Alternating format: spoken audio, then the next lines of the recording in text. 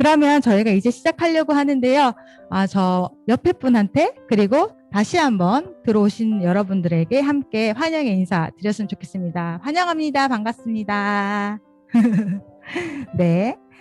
그러면요, 저희 이제 시간이 되어서 우리 윤장열 장로님, 저희 하나부에서 아주 오랫동안 부장으로 섬기시고 지금은 담당 장로님으로 저희 아이들, 예쁜 아이들 섬겨주시고 계시는데 함께 기도함으로 시작하도록 하겠습니다.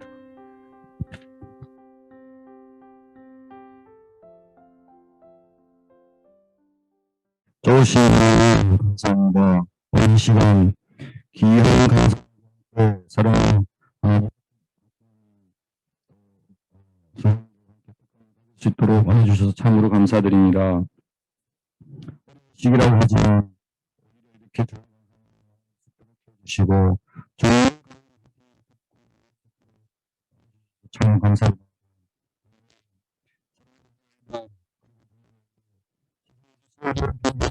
세상의 영혼을 하시고 담대하게 그리고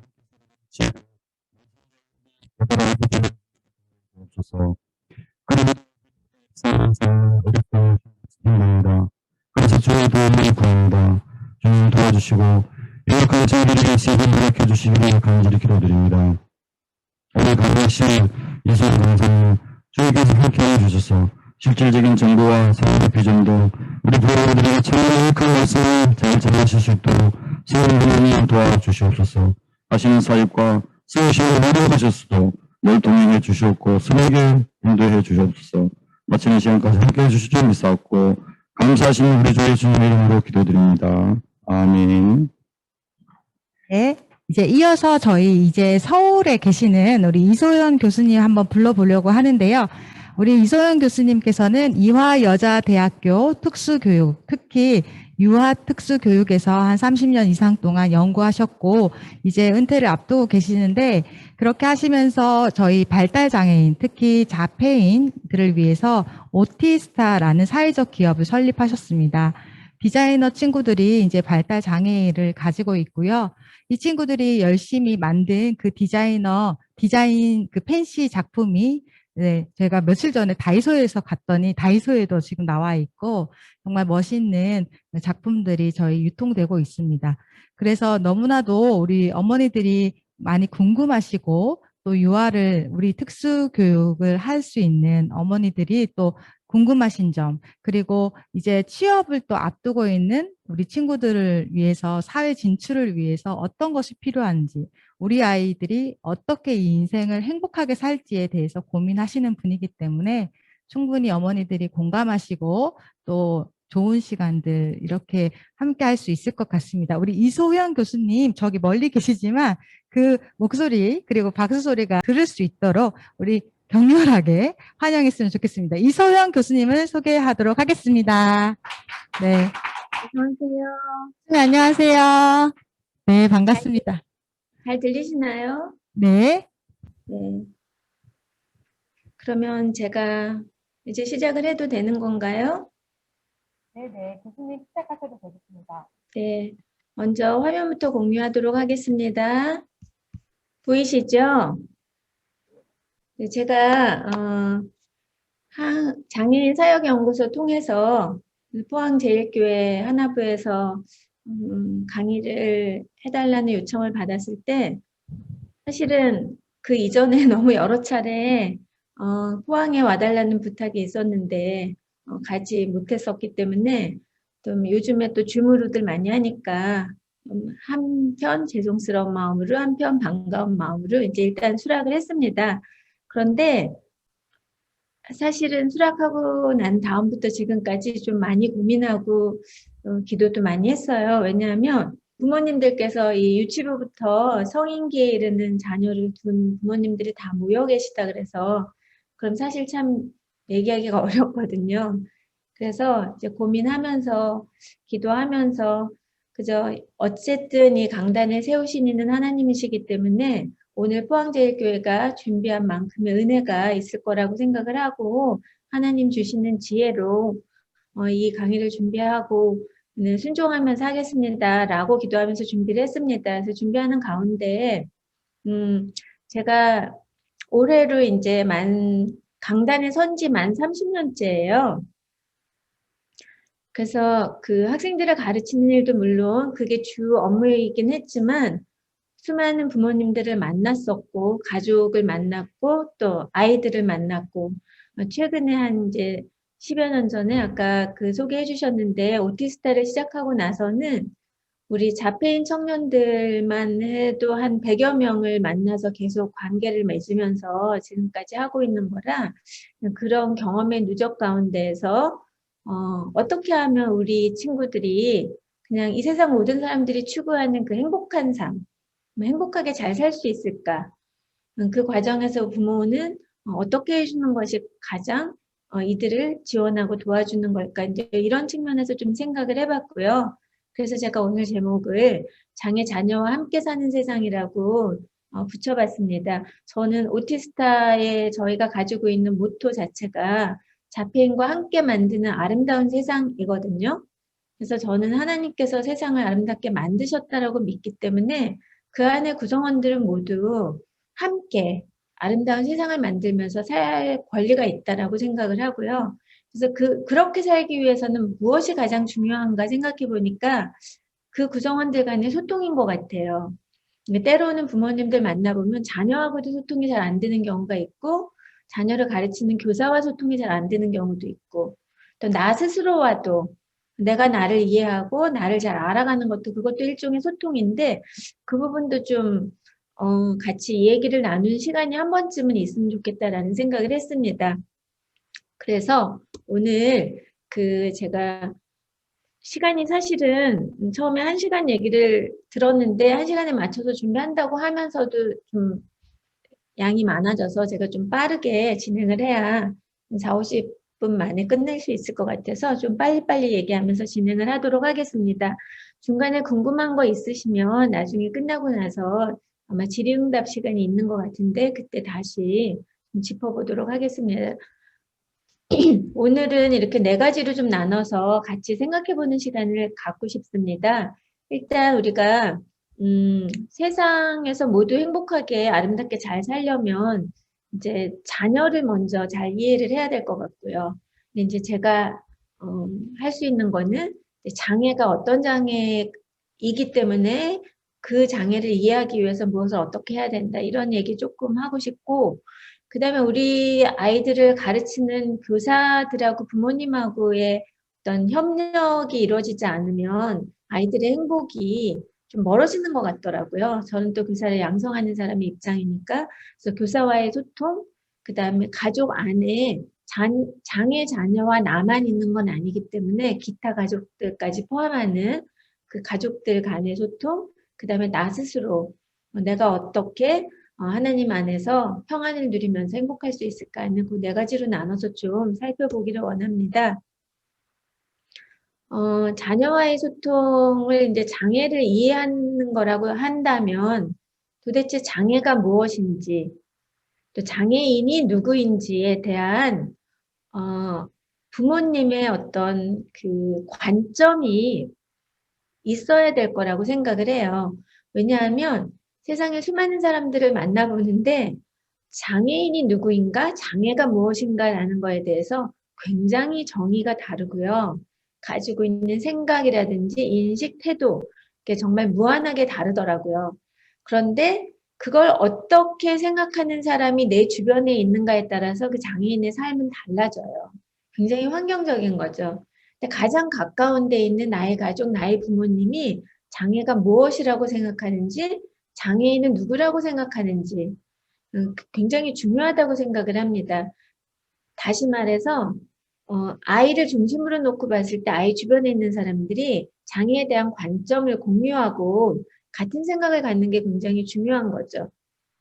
제가 많은 사람들을 만나보면 부모님들 중에서 내 아이를 바라볼 때 아이 자체보다 장애를 너무 부각시켜서 보게 되면서 아이가 할 수 있는 많은 그 재능이나 미래의 가능성 등을 굉장히 과소평가하시는 분들을 많이 봤어요. 생각보다.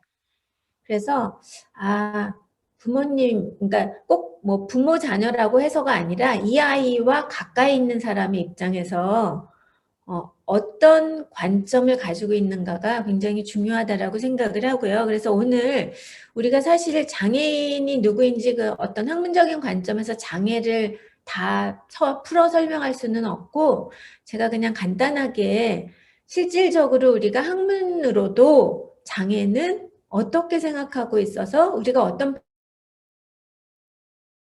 방향하는 것들을 조금 얘기를 하고 싶습니다. 그래서 일단 장애를 표현하는 용어가 굉장히 많거든요. 우리가 이제 영어권에서 그러니까 외국에서 이제 먼저 발전된 특수교육이라는 학문, 장애인 복지학이라는 학문을 가지고 왔기 때문에 사실 우리나라에서 정립된 것보다는 해외에서 가져온 게 많은데, 그러다 보니까 이제 미국에서 가져오는 그 영어권의 단어들, 손상, impairment, disability, handicap 전부 이게 우리는 전부 그냥 장애라고 번역을 해요. 그래서 장애라고 써요. 그러니까 뭐 people with impairments 그렇게 해도 장애인, people with disability 해도 장애인, 또 people with handicaps 해도 장애인. 그러면 그 장애가 도대체 뭐가 다르기 때문에 이렇게 원 오리지널 용어들은 다 다를까 한번 생각해 볼 필요가 있을 것 같아요. 손상이라는 거는 말 그대로 신체의 특정 부위가 없거나 기능이 감소된 상태죠. 그러니까 예를 들어서 다리가 없거나 다리를 이동의 기능으로 사용하지 못하기 때문에 뭐 휠체어를 탄다거나 이런 경우에 우리가 손상이라고 얘기해요. 그 다음에 무능력. 우리가 요즘에 용어에 굉장히 민감해서 이렇게 조금 부정적인 의미를 담고 있는 용어를 사용하면 굉장히 나쁜 사람인 것 같은 사회 분위기가 조성되고 있는데, 사실 이건 그냥 팩트거든요. disability, ability 앞에 dis가 붙어서 ability 하지 않다라는 뜻이니까 able 하지 않다. 뭔가를 할 수 없다. 무능력하다. 맞습니다. 맞는 표현이에요. 그럼 이건 뭔가 하면 앞에서 얘기한 어떤 상실이나 기능의 감소, 그런 손상 때문에 다른 사람들이 전형적인 방법으로 뭔가를 할 수 있는 거에 대해서 나는 하기가 어려울 때 우리가 무능력하다고 하죠. 예를 들어서 휠체어를 타고 있는 경우에 계단을 올라가지 못하는 거. 그죠? 우리가 많은 장애인한테서 볼 수 있는 거. 그런데 이 두 가지는 지금 팩트를 설명한 거고, 핸디캡은 해석에 의한 용어예요. 굉장히 환경적입니다. 핸디캡이라는 거는 손상이나 무능력으로 인해서 자기가 살고 있는 환경 안에서 어떤 문제를 경험하는 거, 어떤 불이익을 경험하는 그런 상태를 말해요. 예를 들어서 우리 휠체어를 타고 있는 친구가 계단을 혼자 올라갈 수는 없지만 만일에 그 옆에 엘리베이터가 있어서 스스로 잘 올라갈 수 있다면 과연 우리가 이 친구를 층간 이동에 있어서 장애인이라고 굳이 얘기할 필요가 있는가 하는 문제죠. 그래서 우리가 핸디캡의 관점에서, 환경적인 관점에서 장애를 얘기를 한다면 이거는 우리가 사회가 얼마나 어떻게 그 사람한테 맞는 지원을 해줘서 환경 안에서 불이익을 경험하지 않고 문제를 경험하지 않고 편안하게 살 수 있는가 하는 문제인 거지, 내가 얼마나 큰 손상을 가지고 있고 내가 얼마나 무능력한 문제가 아니라는 거예요. 장애를 보는 관점이. 환경적으로 보자는 거예요. 이게 이제 지금 현재로서는 전 세계적으로 우리가 장애인을 바라보는 바람직한 관점이라고 봐요.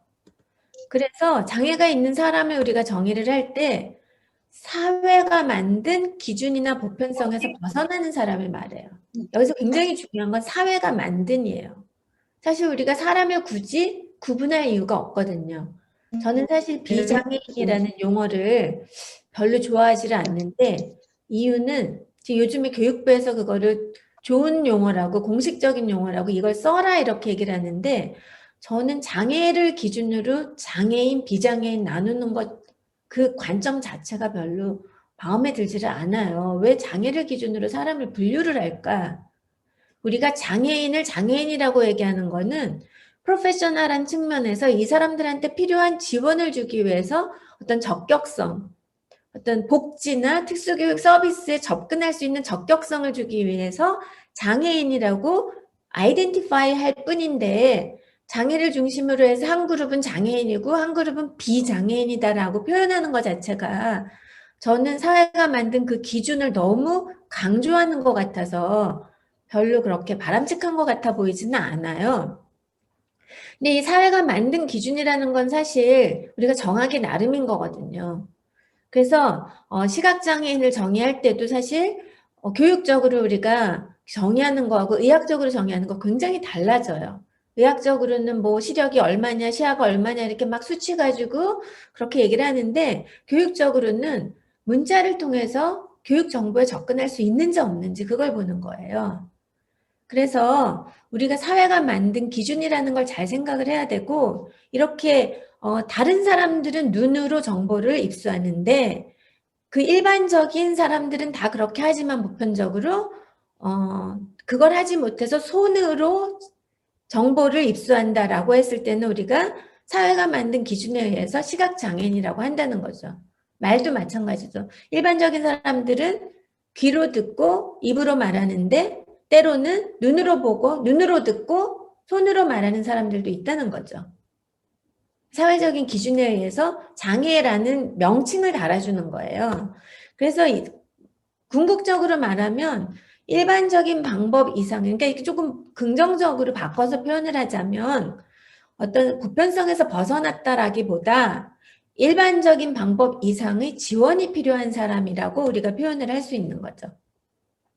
그래서 우리가 특수교육을 하는 거고, 그래서 우리가 장애인 복지 체계가 있는 거죠. 그래서 이렇게 어떤 관점에 있어서 장애를 어떻게 바라보아야 할 것인가에 대해서 장애인의 가장 가까운 데 있는 가족들, 특히 부모님들께서 내 자녀의 장애를 어떻게 생각하고 받아들이는가가 사실 이들의 삶에 굉장히 큰 영향을 미치기 때문에 이 부분을 좀 먼저 알고 시작을 하면 좋겠다는 생각을 하고요. 제가 마지막 부분에서 그렇다 이래 학문적 관점을 넘어서는 어떤 성서적인 관점, 하나님의 장애인과는 어떤 건지 다시 한번 정리를 해보는 시간을 갖도록 하겠습니다. 그래서 우리나라에서는 저는 이제 복지 체계는 조금 다르고요. 교육 체계 안에서 장애인 등에 대한 특수교육법에서는 장애를 보통 이런 것들로 얘기를 하죠. 근데 제 생각에는 아마 여기 계시는 우리 하나부에 들어와 있는 학생들 이게 왜 안 넘어갈까요? 하나부에 들어와 있는 학생들도 여기 모여 계시는 어머니들 자녀들은 아마도 그 수많은 장애 중에 지적장애라든지 자폐범주성 장애, 의사소통 장애, 정서행동 장애, 뭐 ADHD 같은 경우에 정서행동 장애로 들어갈 수 있으니까 이렇게 이 정도의 장애를 경험하고 계시지 않을까라는 생각을 하고요. 사실 저는 개인적으로 자폐 전공하는 사람입니다. 그래서 이제 요즘에 우리나라에서 발달장애라는 용어를 많이 쓰는데 사실 발달장애라는 용어가 별로 맞지 않게 쓰이고 있어요. 어쨌든 그거 설명하기는 좀 어렵고 이유는 장애인 복지법에서 2000년에 발달장애라는 용어를 넣으면서 그걸로 지적장애든 자폐성 장애든 막 다 묶어가지고 진단을 막 내렸어요. 그 장애인 복지 체계에서. 그러다 보니까 굉장히 많은 사람이 발달장애라는 말을 쓰고 발달장애인 지원법도 만들고 막 이렇게 하는데 사실은 지적장애하고 자폐범주성 장애 너무 다르고요. 그렇게 묶여있을 수가 없는 장애인데 그러다 보니 2007년에 장애인 복지법도 지적장애랑 자폐성 장애로 나눴고 교육부에서도 지금 자폐성 장애로 나눠져 있는데 자폐성 장애도 사실은 자폐범주성 장애 안에 들어가 있는 하나의 작은 카테고리고 사실 어머니들께서 알고 계시다시피 이미 뭐 아스퍼거 장애라든지 굉장히 많은 다른 그 또 폭넓은 장애들이 이 안에 포함되는 그런 장애예요. 그래서 자폐성 장애가 근데 이제 제가 이걸 특별히 조금 설명하려고 드는 이유는 지적 장애는 지적 기능이 지체되는 느린 거예요. 발달이 느리기 때문에 이미 우리가 알고 있는 어떤 지적 기능에서 그냥 더 어렸을 때 수준으로 기능한다라고 보면 되기 때문에 특별히 크게 막 굉장히 이해하기가 어렵거나 그렇진 않아요. 의사소통 장애도 마찬가지고 정서행동 장애도 감정적인 부분이나 상대방의 뭐 감정을 이해하는 부분, 행동 문제 이런 걸 보이는. 근데 이 자폐성 장애는 이해하기가 굉장히 어렵고 여기 만일에 지금 우리 포항제일교회나 하나부에 자폐성 장애 학생이 몇 명이나 있는지 모르겠지만 만일에 10명이 있다라고 치면 그 10명이 다 너무 달라요.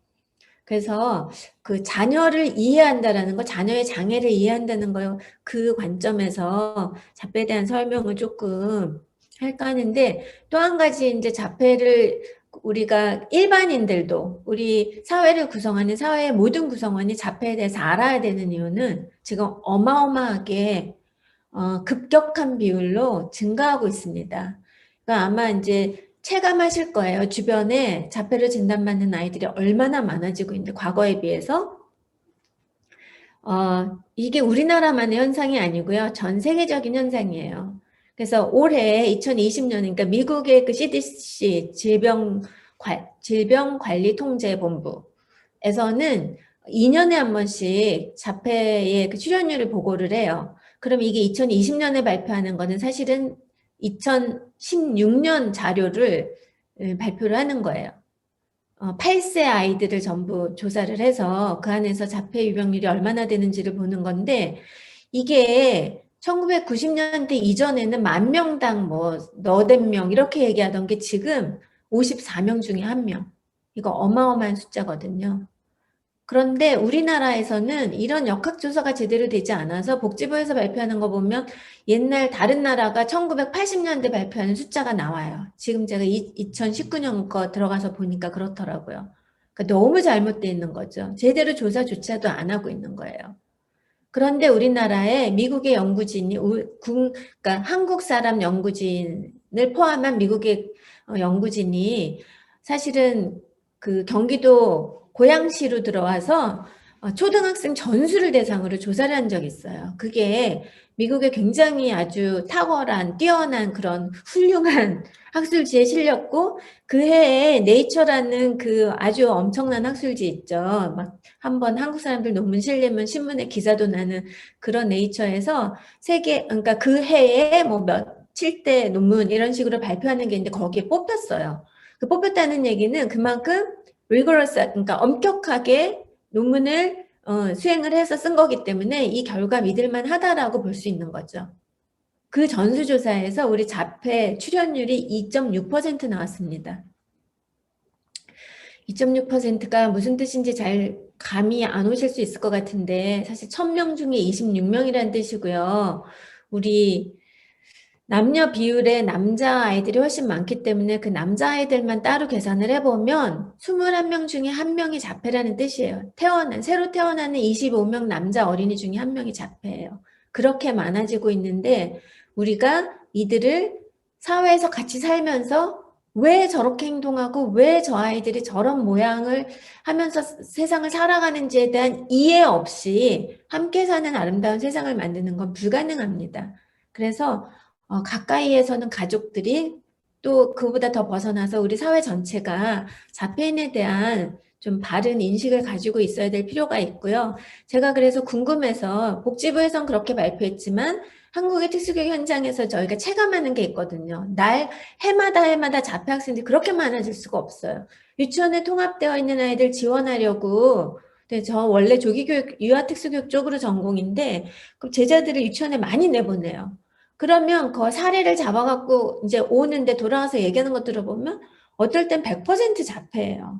왜 이렇게 현장에 자폐가 많을까? 복지부에서는 이 정도밖에 통계가 안 나오는데, 그래서 제가 특수교육 그 통계를 2009년, 우리가 자폐를 실질적으로 보고하기 시작한 게 2009년이라 거기부터 올해까지 작년까지 쫙 조사를 해봤는데, 이렇게 우리도 실질적으로 교육 현장에서는 증가를 하고 있더라고요. 그래서 우리가 꼭 알아야 된다라는 생각을 더 굳히게 되었고요. 자폐에 대해서 굉장히 많은 오해들이 있는데, 마치 뭐 정서적인 장애인 것처럼 생각을 많이 하시는데, 지금 굉장히 많은 연구가 되어지고 있어서 그 결론적인 것들이 많이 나오고는 있지만, 정말 전 세계적으로 자폐 연구가 수도 없이 무한하게 지금 이루어지고 있거든요. 근데 그 결론은 아직까지 그래도 아직 잘 모른다예요. 그래서 더 연구를 해야 된다. 그러나 지금까지 알려진 것들을 간단하게 설명을 드리자면, 명백하게 신경생물학적인 손상입니다. 가지고 태어납니다. 물론 환경적인 요인이 영향을 미칠 수 있지만, 두뇌 신경생물학적으로 또는 유전적으로 이미 가지고 있는 성향, predisposition에 대한 영향력을 미치는 거지, 완전하게 무슨 뭐 예방주사 맞아서 없던 자폐가 생기고 뭐 이거는 아니라고 지금 결론이 내려지고 있어요. 그래서 신경생물학적인 손상이고 가장 핵심적인 장애 현상이 사회의사소통 결함이고 제한적이고 반복적인 행동이나 관심 활동 보이는 거. 아마 자폐 자녀를 키우고 있는 부모님들 무슨 뜻인지 이해가 되실 거예요. 그리고 다 큰 다음에 성인이 돼서 이런 똑같은 증상이 나타나도 우리가 자폐라고 하지 않습니다. 초기 아동기에 발현을 하는 경우에만 자폐라고 얘기를 하고 지적장애를 동반할 수 있기 때문에 또 언어장애를 동반할 수 있기 때문에 그러나 또 동반하지 않을 수도 있기 때문에 그 자폐 학생들 한 사람 한 사람을 봤을 때 그 다양성은 무한한 거죠. 그래서 우리가 자폐를 자폐라고 얘기하지 않고 학문적으로 자폐 범주성 장애라고 얘기하는 것은 자폐라는 장애 자체가 범주성 장애라서 그렇습니다. 그래서 자폐 학생들이 이제 교회에서도 가정에서도 아마 주로 이런 특성들을 보일 거예요. 일단 사회적으로 의사소통, 소통하기 어렵고 친구들하고 상호작용하기 어렵고 감각적인 측면에서도 굉장히 예민하거나 특이하게 반응하고 특정 주제나 관심에 대해서 지나치게 집중해서 거기서 벗어나게 만들기 너무 어렵고 변화를 주려고 하면 일과를 바꾼다거나 시간표를 바꾼다거나 오늘 원래는 소풍을 가기로 했는데 소풍을 갈 수 없고 비가 와서 소풍을 갈 수 없는 거에 대해서 이해하기 굉장히 어려워요. 이게 정서 조절이 한번 깨지면 이들이 평소에 생각하던 거와 굉장히 달라지기 때문에 통제가 안 되는 거죠. 이런 부분 다른 사람의 감정에 무관심한 것 같아 보이고 전혀 이해하지 못하는 것 같고 똑같은 행동 계속 반복해서 하고 이런 다양한 행동 특성들을 보이는 장애로 이해를 하시면 될 것 같습니다. 그런데 이제 굉장히 중요한 거는 특히 이제 우리가 그 특수교육을 전공하지 않고 교회에서 그 사랑부, 뭐 하나부, 뭐 소망부 이런 장애 학생들을 가르치는 부서에서 또는 통합 부서 자폐 학생들을 가르쳐 본 경험이 있는 교사들이 많이 이제 겪는 오류가 이거예요. 내가 한 명을 가르쳐보고 두 명을 가르쳐봤기 때문에 나는 자폐를 안다라고 생각하는 거. 그 안다라고 생각하는 순간 그 다음 세 번째, 네 번째 아이들에 대해서 실패할 확률이 굉장히 높아지는 거죠. 그래서 자폐 아이들의 그 무한한 다양성, 이 부분을 반드시 이해해 주시고 특히 이제 어머니들께서 밖에 나가서 옹호 활동이나 그런 애드보커시 하시는 분들 많이 계시는데 내 아이를 중심으로 하기보다는 내 아이를 포함한 다양한 장애를 가진 아이들을 이렇게 묶어서 해주는 게 우리가 바르다라고 얘기하는 이유가 바로 이런 그 장애인들 중에서도 또 특정 동일 장애 안에서도 너무나 다양한 아이들이 존재하기 때문인 거죠. 그래서 내 아이의 장애를 먼저 이해하지 않으면 아이를 지원하기가 굉장히 힘들어진다는 말씀을 좀 드리고 싶고요. 그래서 기회가 되는 대로 이제 특수학교로 또는 특수학급으로 일반 학교로 나가는 우리 제자들한테 이제 가족의 지원, 가족 부모들의 교육 이런 것들이 얼마나 중요한가, 협력이 얼마나 중요한가 굉장히 많이 얘기하는데 현장에서 돌아오는 소리는 굉장히 어렵다라는 얘기를 해요. 그러니까 부모님들하고 소통하기 어렵고 그렇게 시간을 내서 또 함께 만나는 것조차도 어렵고 뭐 이렇게 행사 같은 걸 만들어놔도 참여율도 굉장히 낮고 이런 얘기들 많이 하는데 사실 저는 이제 교사들한테는 그럼에도 불구하고 너희들의 책임이다라고 얘기하지만 우리 부모님들한테는 최대한 가능하면 교사들하고 같이 소통을 좀 많이 하시라는 그런 말씀을 드리고 싶습니다. 그 교사에 대한 그러니까 내가 내 자녀를 지금 맡겼잖아요. 근데 제가 이제 30년 동안 특수교육과에서 이렇게 쭉 특수교육 현장에 있다 보니까 많이 변했어요. 예전에 비해서. 이렇게 이제 부모님들하고 이런 말씀드리기가 좀 불편하긴 한데 사실은 제가 본 바로는 사실인 것 같아요. 그러니까 과거에는 교사도 그렇고 부모도 그렇고 서로 간에 이렇게 좀 존중해 주는 게 더 컸던 것 같아요. 그럼 지금 여기 계시는 우리 부모님들은 다 그 과거의 부모님들이라고 생각을 하지만 이거 굉장히 오래된 사실 그 신문 기사예요. 광주에 계시는 어떤 선생님. 근데 제가 이제 이 기사에서 이 아버지가 내 아이를, 내 딸을 잘 가르쳐 준 거에 대해서 선생님 은혜를 평생 제 가슴에 묻어두겠다. 이 표현이 저 너무 마음에 와닿았어요. 아버지가 저런 마음을 가지고 계시고 저런 표현을 한다면 어느 교사가 진짜 그 아이를 더 잘 가르치려고 애쓰지 않을까 하는 마음이 들고, 사실 또 교사도 뭐 제가 한 수고가 뭐 있나요? 제가 교사니까 당연히 해야 할 일인데 무슨 제가 칭찬받을 일 한 게 없습니다. 라고 하는 표현을 할 때 또 어느 부모님이 그 교사를 존경하고 내 아이를 안심하고 맡기지 않을까 하는 생각을 하게 돼요. 그래서 이게 굉장히 상호적이다라는 생각을 하고요. 아이가 잘 자라기 위해서, 아이가 잘 배우기 위해서는 부모님이 사실은 교사하고 협력해 주는 거가 굉장히 중요하다고 생각을 하고, 교사하고 협력할 수 있는 어떤 방법? 그러니까 팁인 거죠. 그러니까 협력이 뭐다라는 나름의 생각을 정리를 하고 그 협력 파트너를 좀 이해하면 좋을 것 같아요. 교사는 어떤 어려운 점, 그러니까 세상에서 장애를 가진 자녀를 양육하는 일과 학교에서 가르치는 일이 어떤 게 더 중요하고 어떤 게 더 어렵고 이런 거는 비교의 대상이 아니잖아요. 우리가 그냥 서로 이해하고 협력하는 관계라야지 이게 함께 협력하면서 우리 아이들이 더 잘 성장하고 더 잘 자라나는 거죠. 그래서 이런 것들이 부모님들 편에서 먼저 손을 내밀어 주신다면 우리 아이들이 더 잘 교육받을 수 있지 않을까. 그러니까 선생님하고 자주 대화하고 선생님한테 정보 제공해 주는 거 굉장히 중요하거든요. 부모님이 제일 잘하세요. 나의 자녀는 선생님이 잠깐 보는 거하고 부모님이 평생 봐오신 거는. 그래서 그런 정보를 제공해 주는 거, 또 질문 많이 하는 거, 요구하는 거. 이 요구가 굉장히 중요해요. 제가 수많은 부모님들이 요구하는 것들을 들어왔고, 봤고, 실제로 이제 교사 얘기도 많이 듣고, 부모님 얘기도 많이 들었는데요. 요구를 할 때 아이한테 좋은 걸 요구를 하셔야 되는데, 아까 얘기했던 1번에서 내 아이의 장애를 잘못 이해하거나 장애인에 대한 관점이 잘못 서 있는 경우에 요구가 잘못되는 거예요. 그래서 교사들이 고민을 해요. 엄마들이 이렇게 해달라는데 선생님 이거는 사실 제 양심상 아니잖아요 하는 얘기들이 나오거든요. 그래서 내 아이에 대해서 잘 아는 거를 넘어서서 아이한테 어떤 교육을 주는 게 가장 핵심적으로 좋은 건지 이런 부분에 대해서 많이 뭐 교육받고 뭐 강의도 듣고 하는 기회가 있으면 참 좋겠다는 생각을 하는데, 제가 예를 들어서 몇 가지만 말씀드려 볼게요. 특수학교에 이제 일반 학교에 통합하라는 거를 저는 원칙적으로 굉장히 아주 세게 강조를 합니다. 왜냐하면 우리가 아이들이 학년기가 다 끝나고 살아야 되는 세상이 통합된 사회거든요. 영원히 그냥 혼자 따로 살 수 있다면 뭐 상관없겠지만 그게 아니니까. 그리고 하나님이 만드신 세상은 다 어우러져 사는 세상이지 장애를 가졌다고 장애를 가진 친구들만 다 모아서 따로 살게 하는 거는 저는 아니라고 생각을 하기 때문에 저는 원칙적으로 통합 지향론자예요. 근데 이제 특수학교로 통합을 잘하고 있다가 특수학교로 옮겨가는 어머니들께 굉장히 많이 들은 얘기가, 교사가 내 아이만 많이 관심을 가져줘서 너무 좋아요. 1대1로 많이 해줘서 좋아요. 이런 얘기를 해요.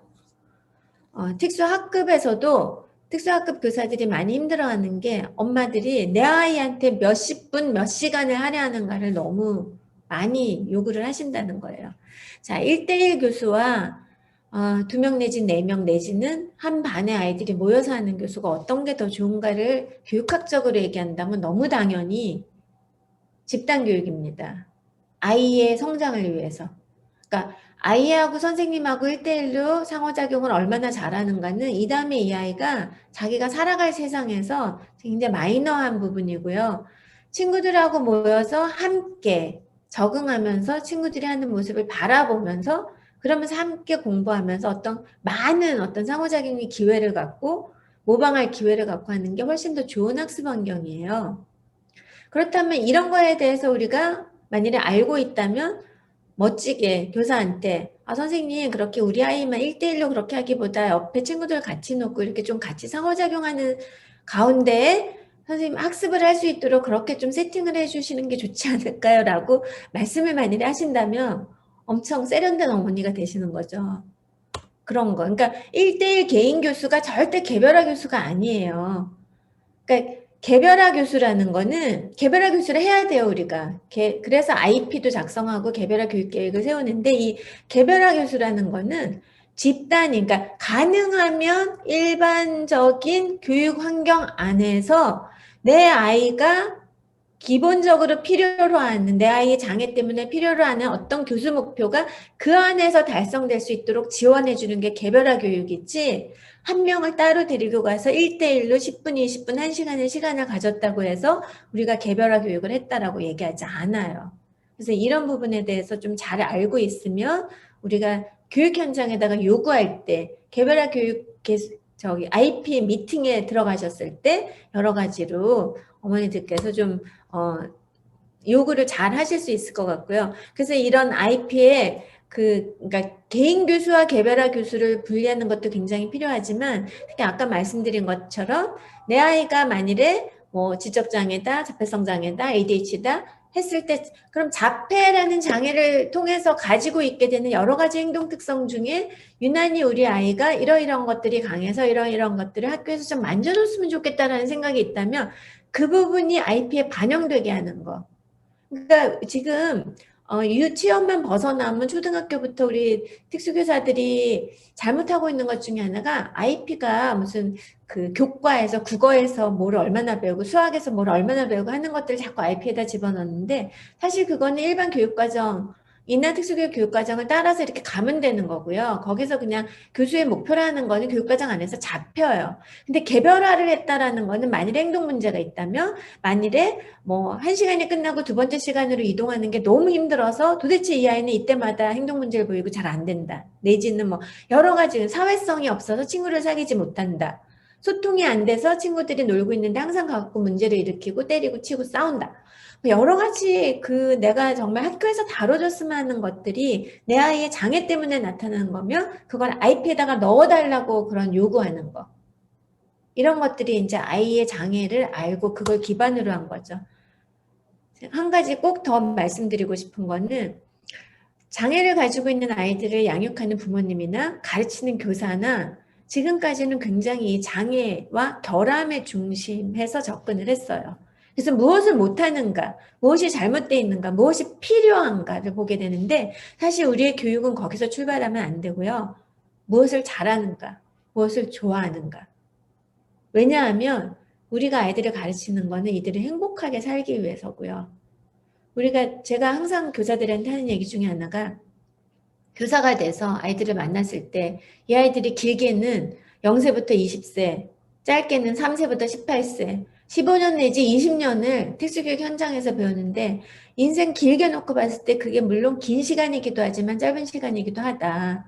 이 시간 동안에 내가 교사가 이렇게 학습이 느린 아이들을 기술을 10개를 가르칠 건지 20개를 가르칠 건지 100개, 10,000개를 가르칠 건지, 이 기술을 얼만큼 가르치는가가 얼만큼 중요한지 하는 그 경중하고, 내가 이 아이가 그 기술들을 배우는 과정 가운데 15년, 20년 동안 얼마나 행복한지, 그 다음에 그 20년의 세월이 끝나서 사회로 나갔을 때 과연 사회에서 내가 하고 싶은 일, 내가 잘하는 일을 하면서 살 수 있는 준비를 하고 나가는지, 거기에 내가 초점을 맞추고 있는지를 반드시 생각을 해야 되지 않겠느냐.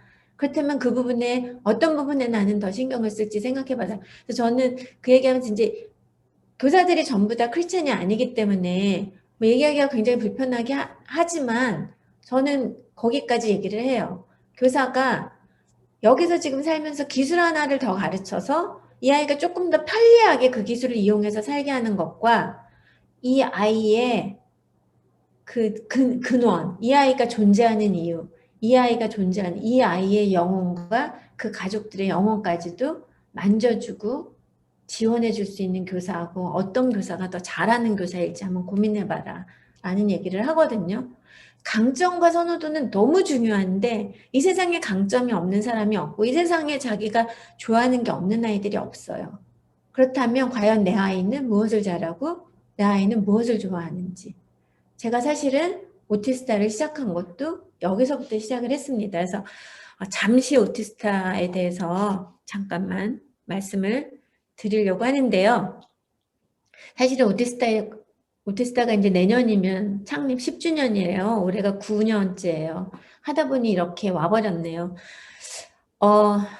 너무 할 얘기가 많아서 짧게는 절대 얘기할 수 없는 내용이지만 오티스타에 대해서는 언젠가 다시 기회가 된다면 또 진로를 이렇게 생각하시는 부모님들을 대상으로 또 강의를 할 수 있는 기회가 있지 않을까라고 생각을 하고 잠시만 말씀을 드리면요.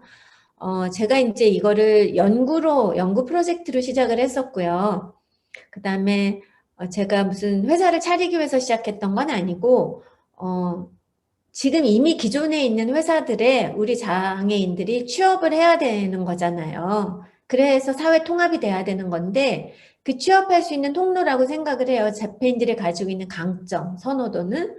그래서 회사들이 장애인 복지의 어떤 새로운 모델로 이들을 취업해서 어떻게 그 직무 지원하면서 잘 함께 살 수 있을까 회사 안에서 그 모델을 만들어주는 연구를 하다가 이런 연구는 글로 나와서 별로 큰 효력이 없기 때문에 일단 그 자폐인 디자이너의 어떤 경쟁력, 그 다음에 이를 얼마나 그 성과물이 뛰어나고 훌륭한가, 세상에서 이게 왜 가능한 일인가 하는 걸 보여주려고 하다 보니 겁도 없이 회사를 만들어 버렸습니다. 그래서 참 많이 고생하기는 했지만 좀 하나님이 시작하게 하셨다라고 믿기 때문에 그냥 저는 하나님을 최고 경영자로 모시고 지금 9년째 하고 있는데요. 오티스타라는 회사명은 사실 많은 사람들이 오티즘 스타, 자폐인이 별처럼 빛나는 이렇게 해석을 하시는데 아닙니다. 원래의 뜻은 Autism Special Talents and Rehabilitation 이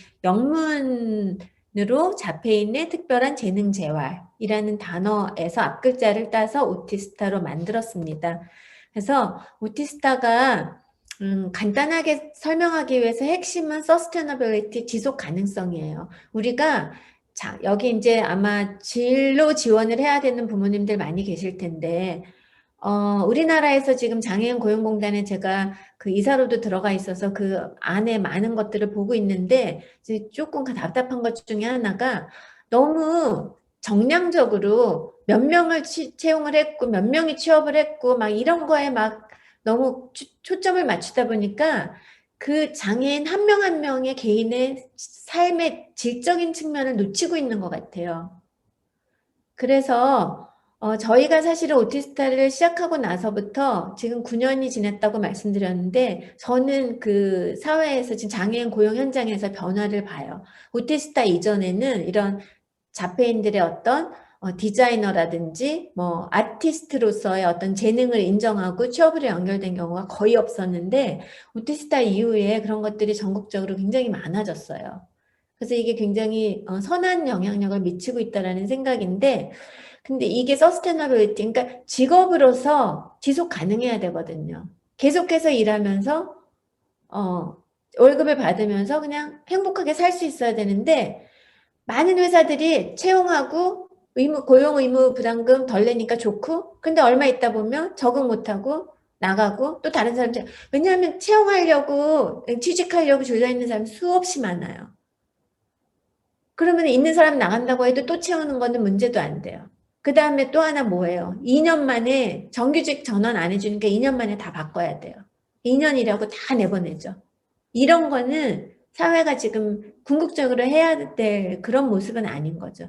그래서 그 서스테너빌리티에 초점을 맞추다 보니까 자폐인이 얼마나 디자이너로서의 경쟁력을 가지고 있는가를 보여줘야 되기 때문에 제가 이제 이런 것들 좀 학문적으로 정리를 해본 거죠. 연구를 통해서.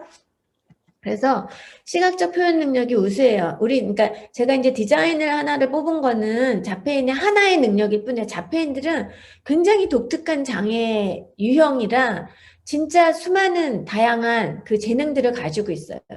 너무너무 다양해요. 이제 그런 것들이 전부 재능으로 직업으로 연결이 돼야 되는데 제가 제일 먼저 디자인을 잡았던 이유는 디자인 굉장히 주관적이라서 그냥 누구든지 나 스스로가 예쁘다고 생각하면 예쁜 거죠.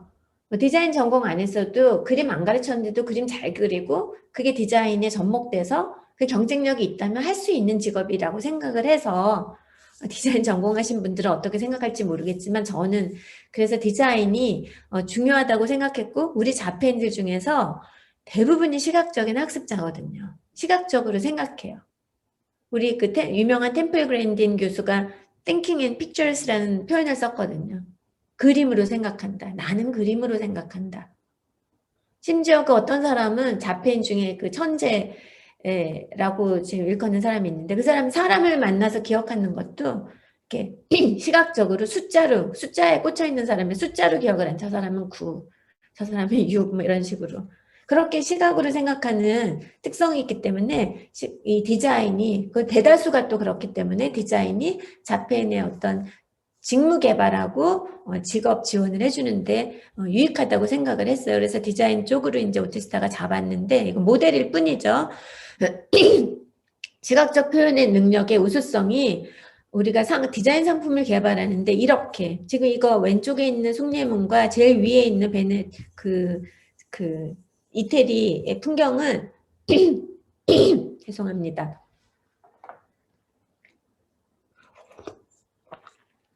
그냥 원본 그림이에요. 그냥 너무 잘 그려요.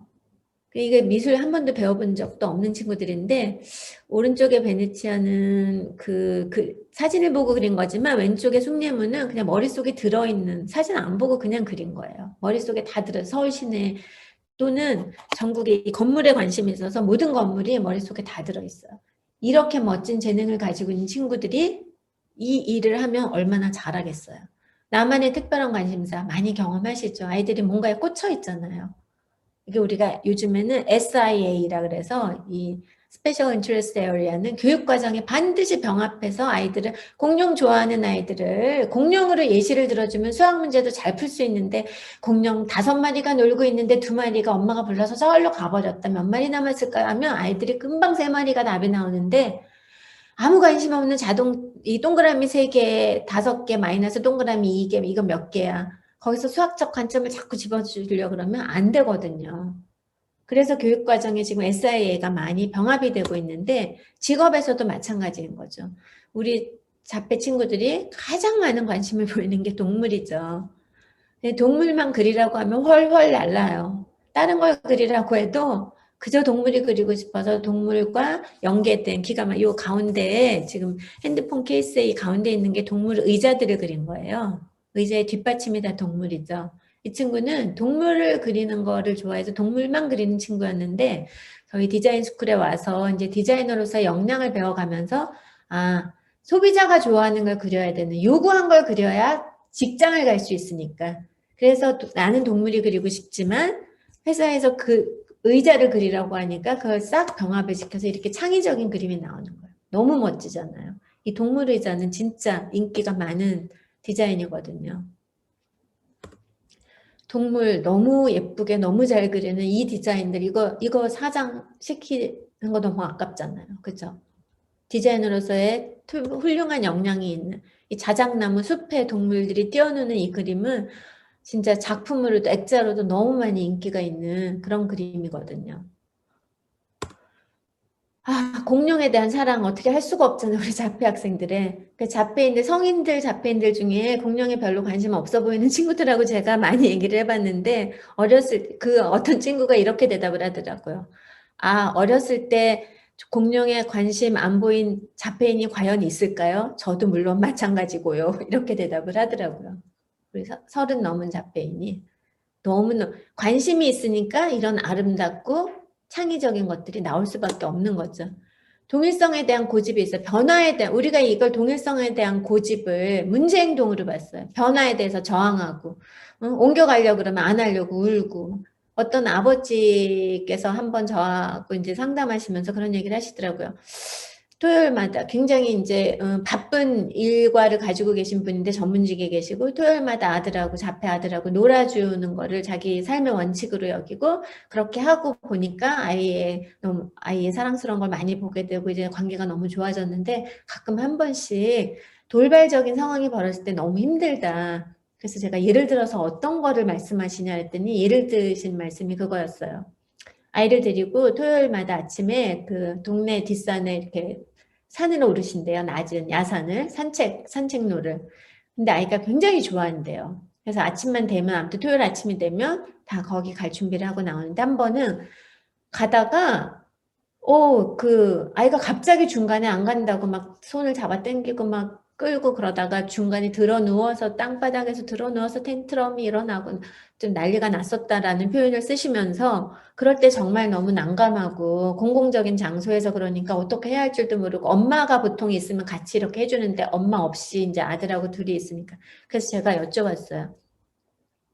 그날 산에 가는 길이 혹시 변하지 않았나요?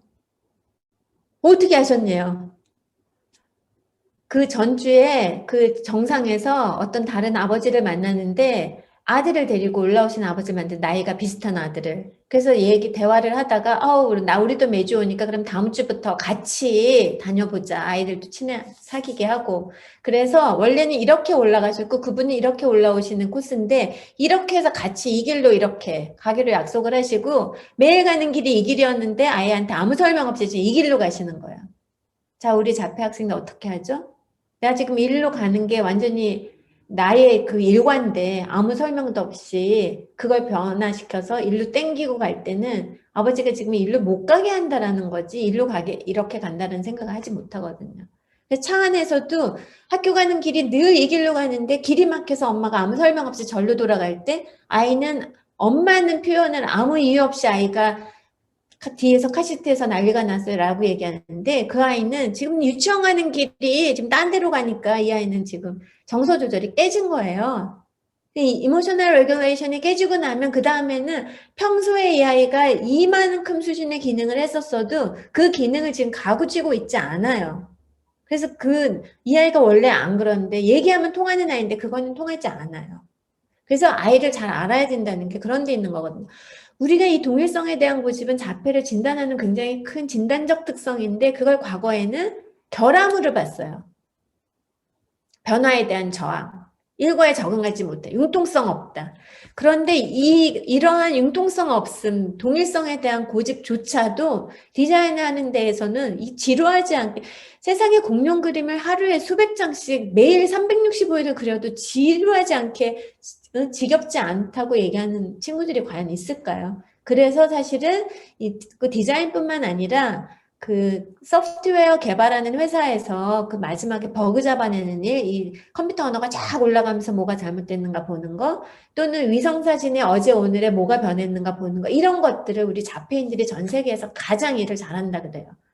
그래서 유럽이나 이쪽 서구 쪽에서는 그런 소프트웨어 개발 회사에 자폐인들이 엄청나게 많이 취업돼 있어요. 그게 이 동일성에 대한 고집을 결함으로 보지 않고 강점으로 접근했을 때 가능한 일인 거죠. 선택적인 주의 집중 능력이 있어서 우리 이렇게 제가 사실은 이 전철 그림 때문에 이거는 유치원 초등학교 1학년 아이가 그린 건데 이 그림을 보고 늘 가지고 있었고 이것 때문에 사실 오티스트를 시작하게 됐던 거예요. 이 친구 초등학교 때 그림 그리다가 멈췄는데 저희 디자인 스쿨에 중학교 때 다시 오게 되면서 다시 그림 그리고 지금은 강남대학교 조형예술학부에 들어가서 그림을 전공하고 있어요. 이렇게 선택적인 주의, 자기가 꽂힌 거를 보면 그게 그대로 이 디자인에 반영이 되기 때문에 똑같은 광화문 고구 그려도 어떻게 이렇게 예쁜 이런 패턴 디자인이 나올 수 있는지 그 미술을 전공하신 분들도 굉장히 감탄을 하시더라고요. 이 중앙응집력이라는 것도 우리가 결함으로 봐요. 중앙응집력에 있어서의 결함. 취약한 중앙응집력. 이렇게 자폐를 설명을 해요. 이거 뭔가 하면 쉽게 얘기하면 그 인지적 기능 중에서 숲은 못 보고 숲 속에 나무 한 그루의 어떤 이파리 하나에 붙어있는 그 무당벌레의 점이 몇 개인지는 순간적으로 파악하는데 숲은 보지 못해. 이게 숲 안에 있다는 거 알지 못하는. 쉽게 얘기하면 그래. 쉽게 비유를 하자면. 그러다 보니 이게 사실은 러시아에 있는 성 바실리 성당을 그린 거예요. 근데 이렇게 기가 막히게 예쁘게 그렸어요. 성 바실리 성당이 이렇게 안 생겼잖아요. 저게 다 붙어 있어야 되는데 하나씩 보이는 거 하나씩 다 찢어놨어요. 너무 아름다운 디자인이 나오는 거죠. 이렇게 아이들이 가지고 시각적으로 생각해서 추상적인 사고를 못한다라고 얘기하는데 그거를 추상적으로 그냥 막 상상해서 하라 그러면 안 되지만 이게 그림으로 표현해내면서 하는 거는 추상적인 사고를 너무 잘해요. 청첩장도 사실 너무 잘 그리고요. 명함을 저희가 만들어주는데 맞춤 명함. 그 사람의 직업 얘기하고 그 사람이 어떤 일 하는가 얘기해주면 그걸 기가 막히게 그림으로 표현하거든요. 그래서 이런 디자인들이 나올 수 있는 이제 배경이 되는 거죠. 제가 지금 시간이 너무 지나간 것 같은데. 어쨌든 그래서 굉장히 많은 다양한 디자인 작품들이 나오고 있고요. 저희는 이제 회사가 이런 세 가지 비전을 가지고 가기 때문에 하나님이 세상을 만드셨다라는 거, 창조주임을 인정하고 그래야만 자폐라는 장애를 가지고 있어도 나도 하나님 앞에 존귀한 존재가 되는 거기 때문에 그래서 그 하나님을 사랑하고 우리 사회를 사랑하고 그 사회 구성원 개개인 그중에서도 특별히 자폐인의 능력을 인정하는 그런 회사의 모습을 만들어가겠다 해서 이렇게 하고 있는데 제가 처음 시작할 때 하나님 주셨던 말씀이 우리는 그가 만드신 바라 그리스도 예수 안에서 선한 일을 위하여 지으심을 받은 자니 이 일은 하나님이 전에 예비하사 우리로 그 가운데 행하게 하려 하심이니라. 에베소서 말씀을 주셨고요. 선한 일이라는 거 하나님이 결정하신 것 같아요. 그래서 내가 하는 일을 하나님의 뜻에 맞게 하려고 작정하는 그 순간에 하나님은 그걸 선하게 사용하시는 거지 내가 선해서 선한 일을 할 수 있다고 생각하지 않아요. 그래서 오티스타를 통해서 하나님께서 이 오티스타를 선하게 사용하시면 세상에 많은 자폐인들과 그 가족들이 하나님을 만나는 통로가 될 수 있지 않을까 하는 마음으로 경영 전문가들은 회사에서 하나님을 빼야 장사가 잘 된다고 하나님을 빼라고 조언을 해주는데 저희는 하나님을 강력하게 집어넣으면서 이렇게 지금 하고 있습니다. 그리고 이제 뒤에 사실은 짧게 남아서 얼렁얼렁 하겠습니다. 가족과에서도 이거 굉장히 중요한데 어머니들이 많이 하는 실수 중에 하나가 내 장애를 가진 자녀한테 집중하는 거. 이거 집중하는 건 너무 좋은데요. 사실은 이런 어머니를 만난 적이 있어요.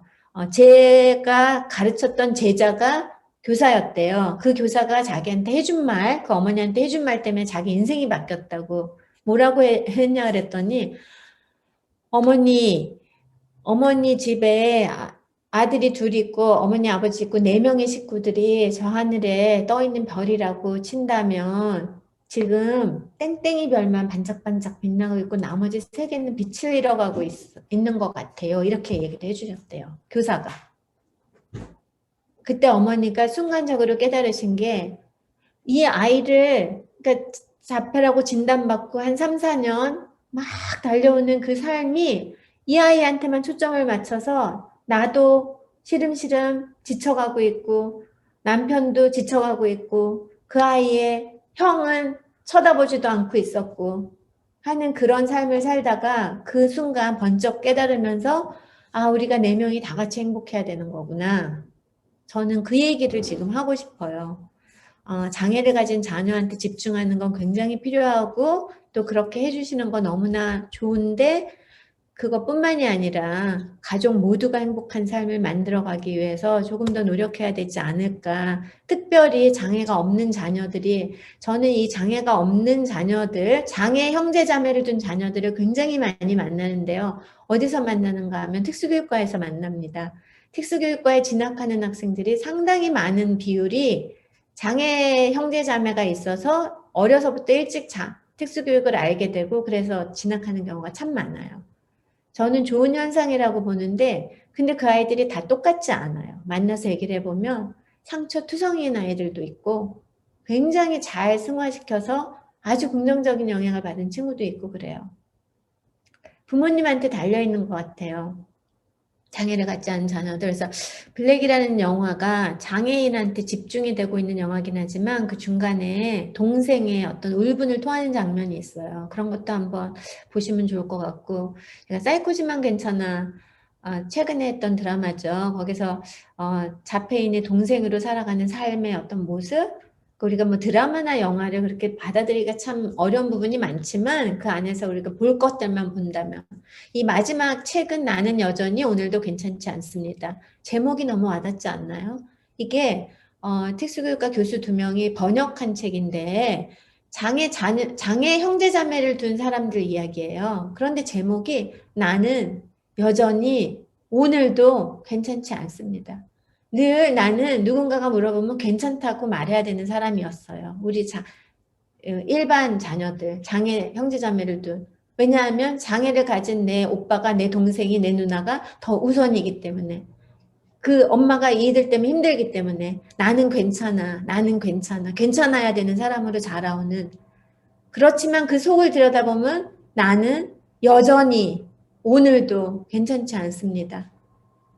이거는 우리 부모님들이 이들의 성장에 맞는 지원을 해주셔야 되는 게 아닌가 하는 생각을 해요. 저는 이 나무에 항상 비교를 많이 하는데 자녀들 포함한 식구들이, 저는 이제 여자니까 엄마를 놓고 얘기를 하자면 나무가 무성하게 물이 올라서 정말 풍성해지려면 그게 이제 자녀들의 행복을 찾는 거잖아요. 그러면 그 엄마가 줄기인 거죠. 이 줄기에서 물을 많이 잘 받아들일 기능을 제대로 하지 않으면 그게 안 되거든요. 내가 먼저, 엄마가 먼저 내 삶이 행복해야 자녀들은 너무 예민해서 엄마가 행복한지 안 행복한지 너무 잘 알아요. 엄마가 기분 좋으면 자녀들은 그냥 행복해. 어렸을 때 보면 경험해 보셨죠. 그래서 내 삶의 행복 찾는 게 굉장히 중요한데 사실 이게 마지막 제가 하고 싶은 이야기입니다. 오늘의 결론이나 마찬가지인데 자신과의 소통. 내 영혼이 평안하지 않으면 내가 양육하고 내가 지원하는 내 자녀들이 평안할 수가 없다는 거죠. 우리 모두는 하나님이 목적을 가지고 만드셨고 세상의 한 부분에서 조화를 이루고 있고 아름답고 존귀한 존재들인데 사실 내가 하나님의 장애인관을 이해하는 게 내 삶의 행복, 내 영혼의 평안을 얻는 데 굉장히 중요하다는 생각을 해요. 왜냐하면 왜 내가 장애 자녀를 키우는 삶을 살고 있을까에 대한 하나님과의 관계에서의 어떤 감사가 있지 않으면 내 영혼이 평안하기가 너무 힘든 거죠. 왜 나만 이렇게 힘들까라는 생각을 하게 된다면. 하나님의 장애인과는 저는 사실 이 부분 제가 오랫동안 고민 많이 했고 그래서 사실은 미국에서 박사를 마치고 난 다음에 신학교를 진학을 했었어요. 이거를 해결하고 싶어서. 근데 거기서 해결할 수 없더라고요. 그래서 그냥 신학 중간에 그만두고 내가 팔 우물은 특수교육이다 하고 그냥 중간에 돌아왔는데 살면서 그냥 조금씩 하나님께서 여러 가지 사례와 뭐 그런 경험과 이런 걸 통해서 해결해 주신 것 같아요.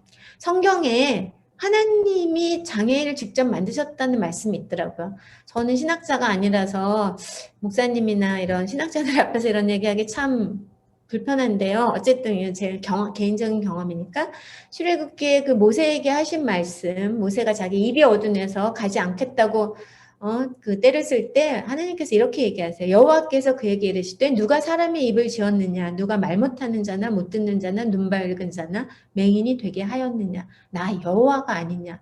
분명하게 하나님이 내가 직접 장애를 가진 사람들을 창조하였다고 말씀하세요. 그렇다면 왜 만들었을까요? 장애를 갖고 사는 삶이 편하지 않는데 우리가 사실 고난이나 고통에 대한 신학적인 해석 너무나 많이 있잖아요. 그게 결코 저주가 아니라는 것.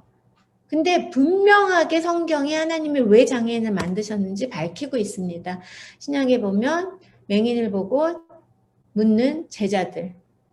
조상의 죄인지 부모의 죄인지 저 사람의 죄인지 왜 저 사람이 저렇게 시각장애인이라고 얘기하는 거 이 사람들이 보기에는 너무나 죄인인 것 같은 거예요. 너무 고통스럽게 사니까 자기네가 보기에는. 그러네 우리 예수님 뭐라고 하셨어요? 그에게서 하나님의 하시는 일을 나타내고자 하십니다. 축복받은 삶인 거죠.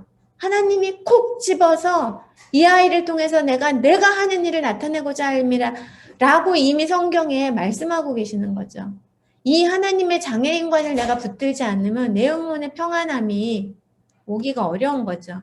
책 한 권 소개해드리겠습니다. 장애를 바라보는 관점의 차이가 극명하게 드러나는 헨리 나우엔이 지은 아담이라는 책이고요.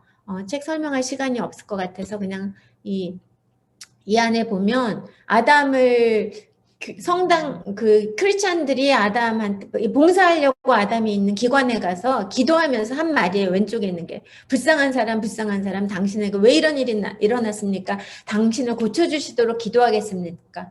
이것도 크리스찬들이 한 얘기예요. 그러나 이 헨리 나우엔이 아담과 같이 지내면서 정말 대소변도 다 가려내야 되고 그냥 자기 입으로는 말도 할 줄 모르고 밥도 혼자 못 먹는 이 친구를 통해서 자기의 영성 신학을 완성한 이 헨리 나우엔이 한 말은 그는 분명 아무것도 하지 않았다. 그는 그저 그곳에 있었다. 그러나 그가 그렇게 그곳에 있는 것은 깊이 있는 방식으로 사람의 마음과 영혼을 어루만졌다. 하나님이 계속 헨리 나우엔한테 그렇게 말씀하셨다고 그 사람은 주장을 해요. 너는 내가 아담하고 영적으로 소통하고 있는 거 너 믿지 못하겠니? 내가 그렇게 아담은 숨 쉬는 거 존재하는 게 나한테 기도하는 거야 이렇게 얘기를 하세요. 이 책 한번 꼭 읽어보시면 좋을 것 같고요. 이 닉 부이치치도 우리가 너무 잘 알잖아요. 근데 이 사람의 생도 전후로 보면 이 장애를 바라보는 관점에 극명한 차이가 드러나요. 몇 번이나 자살 기도를 했었어요. 내가 이렇게 사는 거는 가족에게 짐이고 나는 너무나 잘못 만들어진 부족한 인간이고 난 지금 벌을 받고 있는 거야. 그래서 난 죽고 싶어.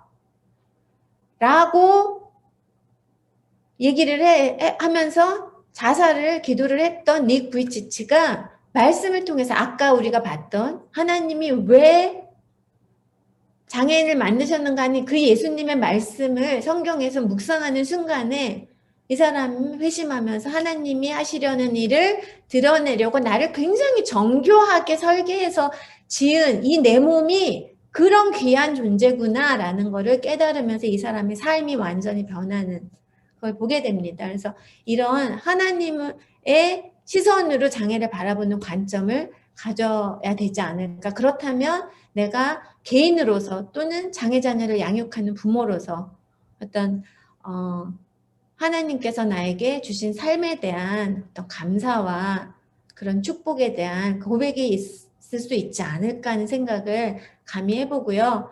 그러니까 우리 디자인 스쿨에서 그린 그림 중에 제가 굉장히 좋아하는 그림 중에 하나예요. 이게 서울대공원을 그린 건데 제가 그 안에 이 그림을 보면서 번쩍 든 제가 평소에 좋아했던 말씀을 집어넣었어요. 창세기에 하나님이 세상을 지으시면서 만드시고 보시기에 좋았더라, 보시기에 좋았더라, 보시기에 좋았더라. 마지막에 다 만드시고 난 다음에는 하나님이 지으신 그 모든 것을 보시니 보시기에 심히 좋았더라. 저 이게 너무 좋아요. 이 말씀이. 모든 것이 다 어우러져 있을 때 보시기에 심히 좋았다. 하나님의 입장에서 보시기에 심히 좋았다고 하는 그 장면 안에 왜냐하면 그 심히 좋은 이유가 자폐인도 있고 지적장애인도 있고 지체장애인도 다 섞여 있기 때문에 하나님이 만들어 놓고 다 모여 있어서 그걸 좋다라고 말씀하시는 건데 우리가 이 세상을 잘 유지하고 갖고 나가야 하지 않을까라는 생각을 하게 됩니다. 그래서 오늘 너무 시간을 초과해서 죄송하고요. 여기까지 말씀드리고 마치는 걸로 하겠습니다. 감사합니다.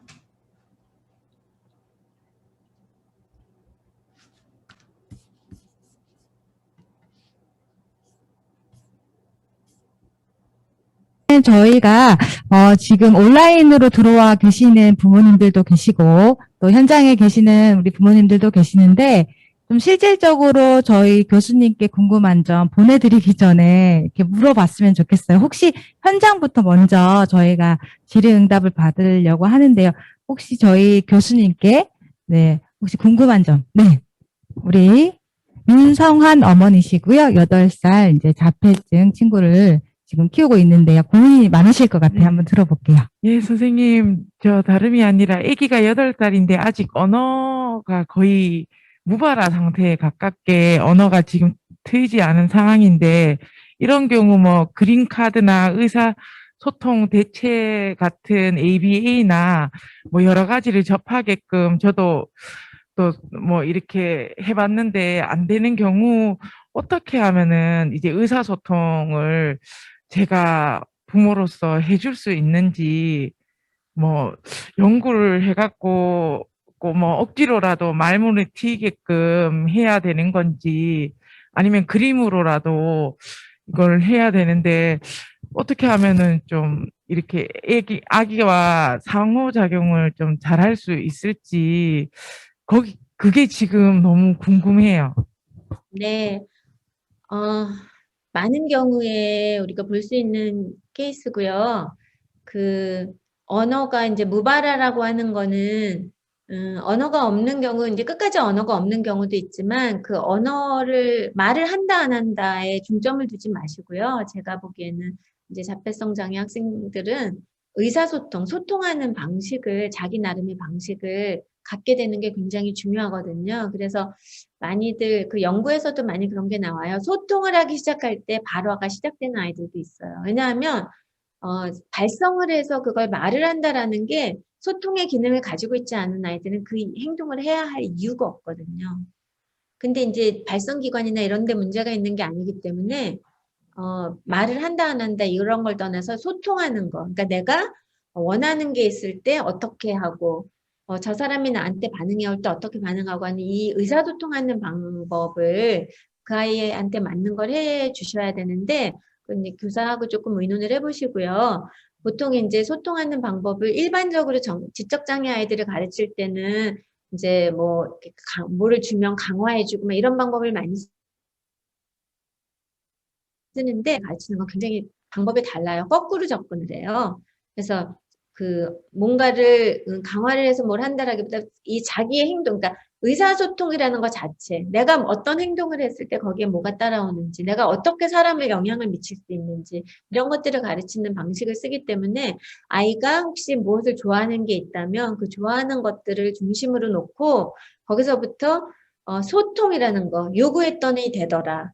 요구하기가 제일 쉽거든요. 내가 막 뭔가를 필요로 할 때 그 요구하기를 위해서 보통 아이들이 소통이 잘 안 되는 아이들은 사람 소원 끌어다가 이렇게 놓고 이렇게 공동 관심 형성이 안 되니까 그런 방법을 많이 쓰는데 그런 거에서 점차 의사소통의 발달상의 어떤 다음 단계로 넘어가게 해줘야 되거든요. 그래서 언어 치료실에 많이들 보내시는데 언어 치료실에서 발성하는 거 아무런 도움이 안 됩니다, 사실은.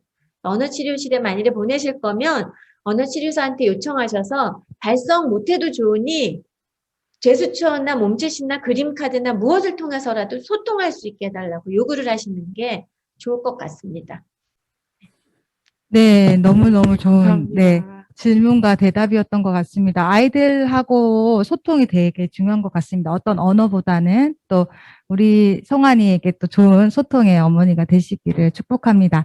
자, 그러면 저희 현장에서 한 분만 더 질문을 받아보고 지금 댁에 계시면서 얼굴을 안 보여주시는 어머니들과 아버님들이 계시는데 특히 준엽이 아버님, 네, 지금 보이는데 얼굴을 한 번도 저희에게 보여주지 않으시고 병국이 어머니 그리고 남태호 어머니 그리고 영진이 어머니 네 그리고 한경중 님이라고 있는데 누구 어머니신지 아버님이신지 정확하게 모르겠어요. 그래서 얼굴을 한번 비춰주시면 네 현장에서 저희가 질문을 받는 동안 지금 댁에서 계시는 선생님과 부모님들 얼굴을 한 번씩 조금 앞에 있던 그 비디오 버튼을 누르시면 본인의 얼굴이 나오게 되거든요. 부끄러워하지 마시고 얼굴을 조금 네, 저희에게 오픈해 주시기 바랍니다. 그러면 저희 현장에 계시는 어머니들 중에 혹시 우리 선생님께, 교수님께 질문하실 거 있나요?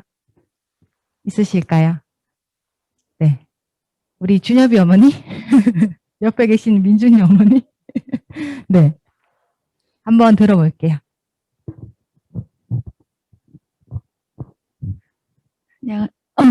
나오나요? 네. 네, 안녕하세요, 교수님. 저는 지금 아이가 청년이 됐어요. 올해로 22살이 됐는데, 초등학교 3, 4학년 때 오티스타 그 전시회 할 때 이제 대구에 있는 친구 엄마랑 같이 방문한 적이 있었거든요.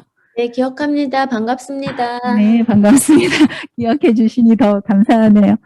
그래서 지금 대구에는 그 친구가 이제 고등학교를 졸업하고 이제 그 오티스타랑 그 성격이 같은 그런 회사가 만들어졌어요. 사람과 사람이라는. 만났습니다. 네, 예, 방문했다고 들었습니다. 어, 지금까지 이제 저도 그 아이의 그 강점과 선호를 중점으로 이제 지금까지 교육을 해오면서 여러 가지를 이제 교육을 하게 됐지만 결국 길을 개척해서 이렇게 와야 했고 어떤 시각 차이, 사회와 제가 가진 시각이 너무나 다르기 때문에 아직 경북은 더한 것 같아요. 아직 유교적인 그런 그 병리적으로 해석하는 그런 부분이 너무 강하게 있다 보니까 아이들이 주체적인 삶을 살지 못하는, 결국은 아이들이 행복하려면 자기가 그 주체가 되는 그런 삶과 그다음에 자기가 갖고 있는 재능과 강점들을 강화해서 그게 직업으로 연결되고 또 이렇게 사회와 그런 그 네트워크가 형성돼서 이렇게 살아야 하는데 오히려 그런 시각이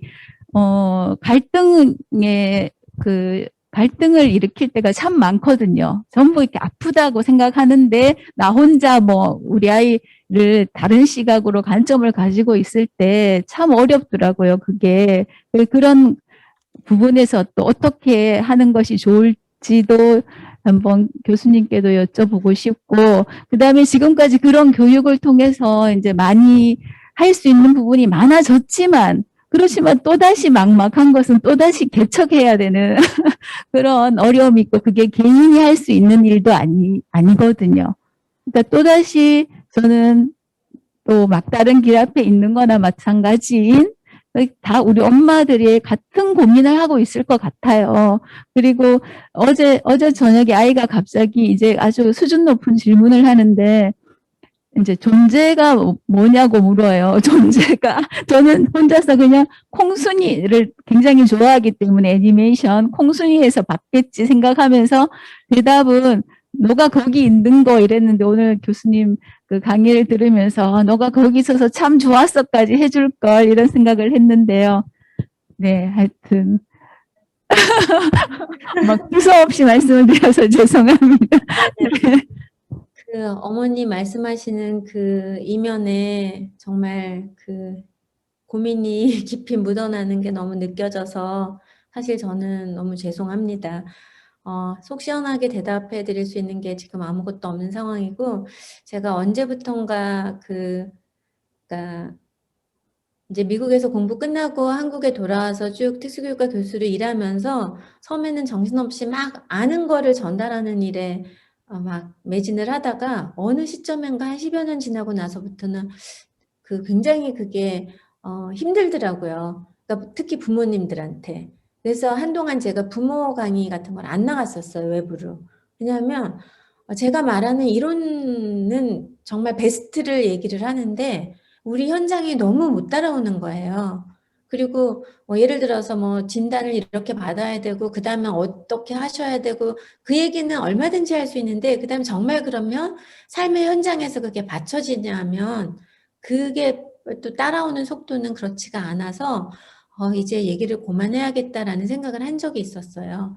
사실은 이제 회사를 차리면서도 아까는 말씀드린 것처럼 그냥 얼떨결에 너무 무식해서 회사가 뭔지도 모르고 알았으면 정말 안 했을 수도 있을 것 같은데 그렇게 얼떨결에 했다라고 말씀드렸는데 그 이면에 제가 살짝 가지고 있던 생각 중에 하나는 이론만 맨날 얘기를 하던 그 죄책감? 일견 죄책감이 없지 않았었던 것 같고 그런 것들을 조금 현장에서 풀어보고 싶은 생각들이 있었습니다. 근데 하면서 제가 그 어머니 지금 말씀하신 것과 똑같은 고민을 저는 부모가 아니지만 부모님들이 하시는 고민을 같이 하게 되더라고요. 왜냐하면 지금 우리가 데리고 있는 그 직원들은 지금 현재 12명을 데리고 있고 그중에 5명을 SK에 입사시켰어요. 그래서 그들은 SK 직원이에요. 정규직.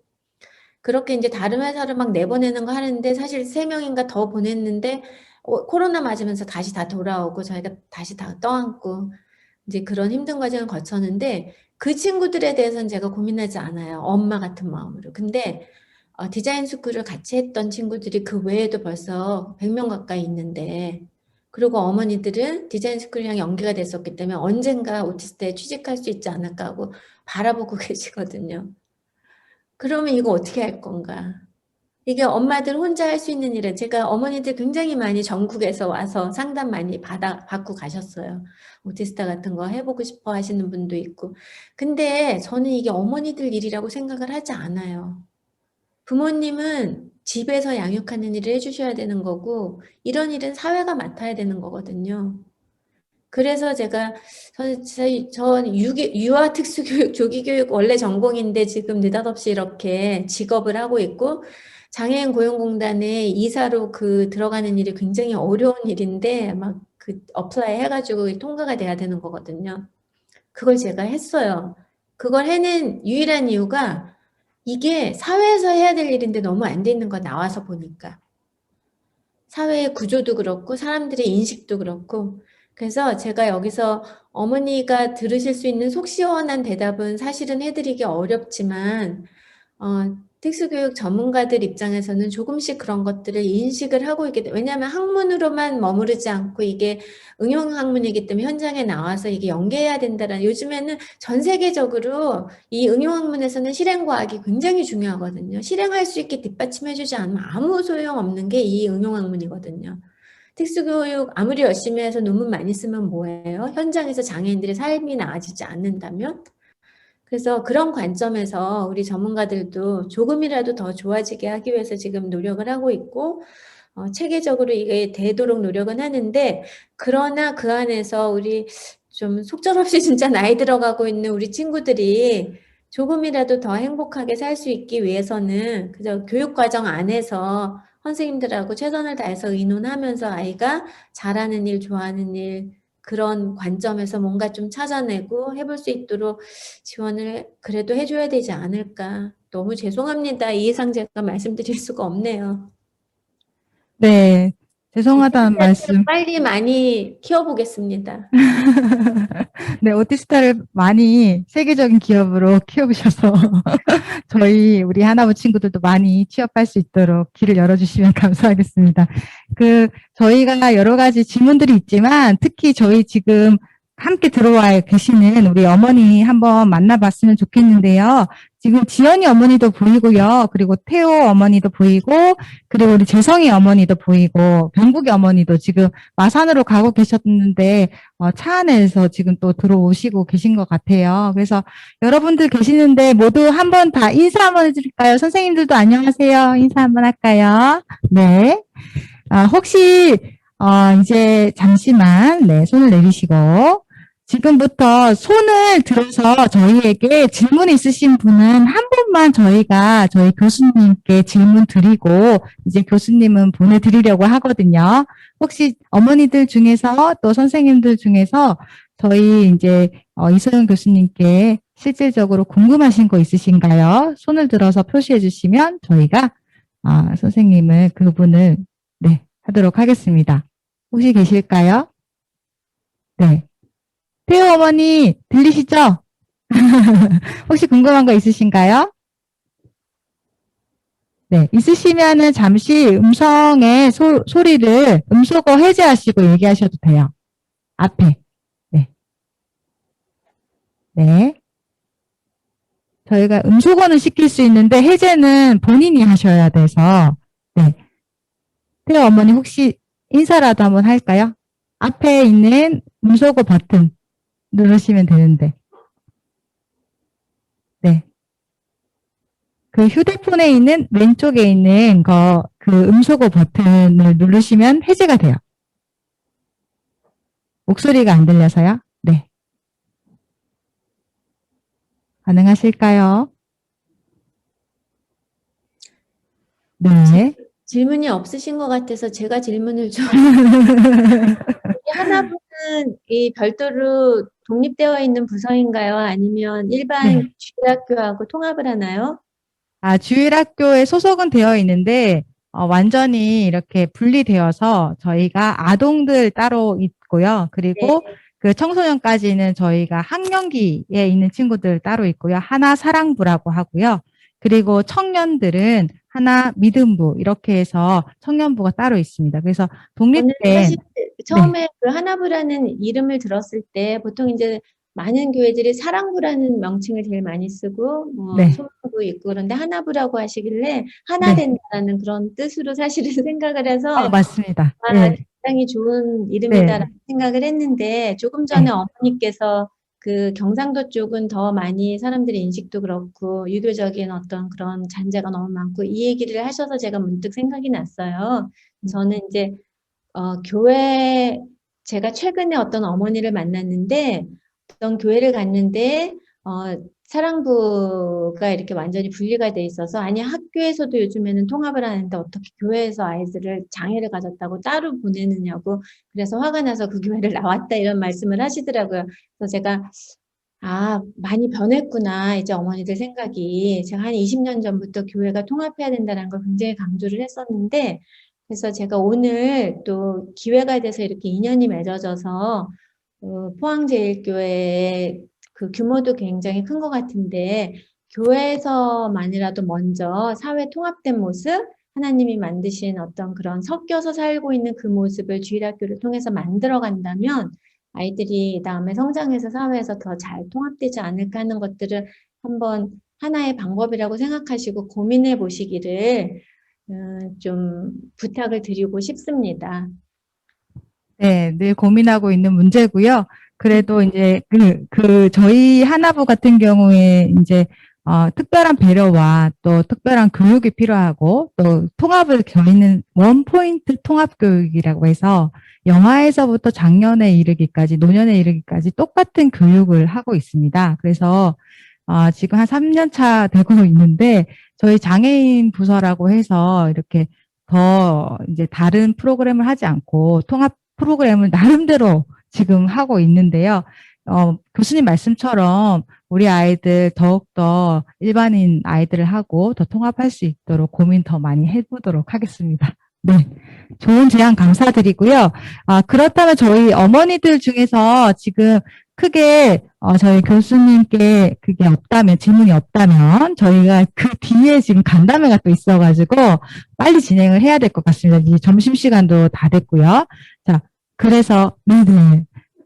네, 너무 궁금하신 게 하나 있다고 하시는데, 현장에. 네, 제가 이거는 꼭 물어보고 싶은 게 있는데, 애기가 놀이터를 갔는데, 이제 발달장애니까 서서히 이제 친구들이 바보다. 그래서 제가, 애기가 아직 느려서 그렇다 설명을 하니까는 이제 불쌍하다고 하더라고요. 그럴 때마다 이게 장기전이 될 수 있는데, 엄마로서 제가 이거를 이때마다 어떻게 세상 편견 시선을 좀 극복하면서 해 나가야 될지 이거는 꼭 한번 질문 드려보고 싶어요. 그죠. 너무 많이 힘든 상황을 많이 겪으실 것 같은데 사실은 세상이 먼저 변해서 아이들을 품어줘야 되는데 지금 그렇지 않은 상황이고 또 우리 그 친구들도 그 놀이터에서 만나게 되는 친구들도 사실은 유치원이나 초등학교에서 그런 장애를 가진 친구들하고 같이 지내면서 늘 평소에 늘 같이 놀고 봤으면 전혀 그런 생각을 하지 않을 텐데 그게 낯선 거거든요. 그래서 이제 사회가 먼저 변해야 이게 해결될 수 있는 문제기는 해요. 근데 이제 어머니들이 이거 많이 힘들어 하셔서 제가 뭐 그럴 때마다 제가 해결해 드릴 수 있는 거는 아니지만 저는 그냥 그렇게 말씀드려요. 이제 뭐 불쌍하다라든지 바보라든지 이런 거는 사실 아니잖아요. 그러니까 그 아닌 거에 대한 그 엄마가 가지고 있는 생각이 있을 거거든요. 이 아이는 바보가 아닌 대신에 뭐고, 이 아이는 불쌍하지 않은 대신에 뭐고, 이제 그런 부분에 대한 게 굉장히 당당하게 그냥 그 아이가 만일에 어리다면 또 뭐 초등학생이라면 중학생이라면 성인이라면 그 수준에 맞는 그런 반응으로 당당하게 얘기를 해주시는 게 맞는 것 같아요.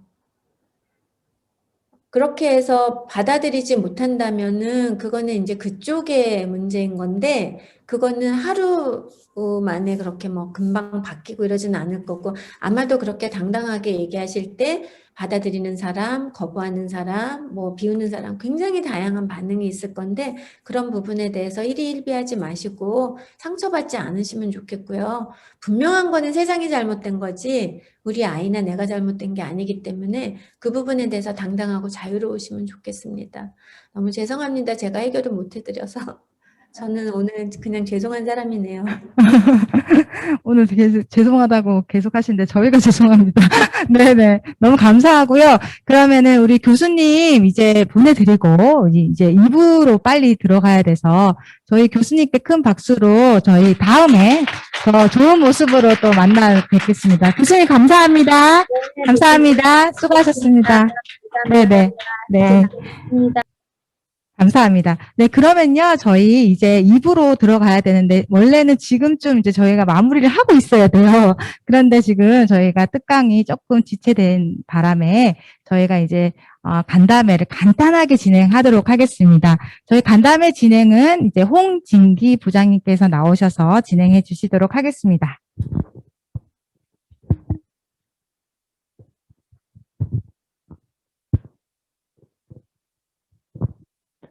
안녕하세요. 진행을 맡은 저는 2021년 하나부 부장을 맡게 된 홍진기 집사입니다. 네, 많이 떨려가지고 잊어버릴 것 같아서 이 원고를 들고 나왔는데 요 보고 하더라도 양해해 주시기 바랍니다.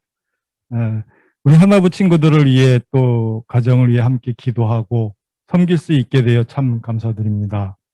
지난 한 해 코로나19로 인해 만나지 못하고 하나부 사역도 많이 위축될 수 있었지만 하나부 친구들과 가족들이 기도해 주시고 협조 잘해 주셔서 무엇보다 하나님이 여기까지 인도하셔서 어려운 시기 잘 헤쳐나올 수 있었습니다. 진심으로 감사드린다는 말씀 드립니다.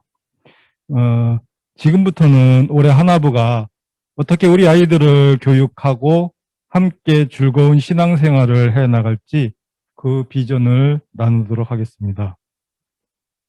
올해 우리 하나부 주제는 믿음으로 굳게 서여 믿음으로 챔피언입니다.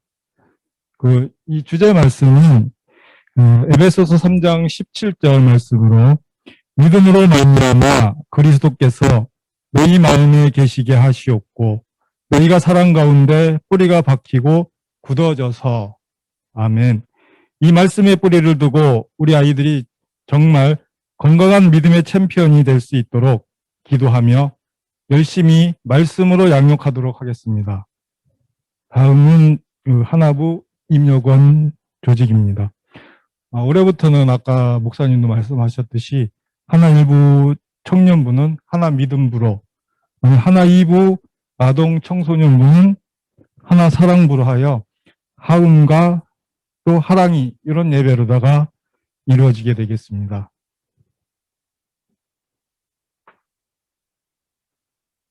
다음은 교육 목표입니다.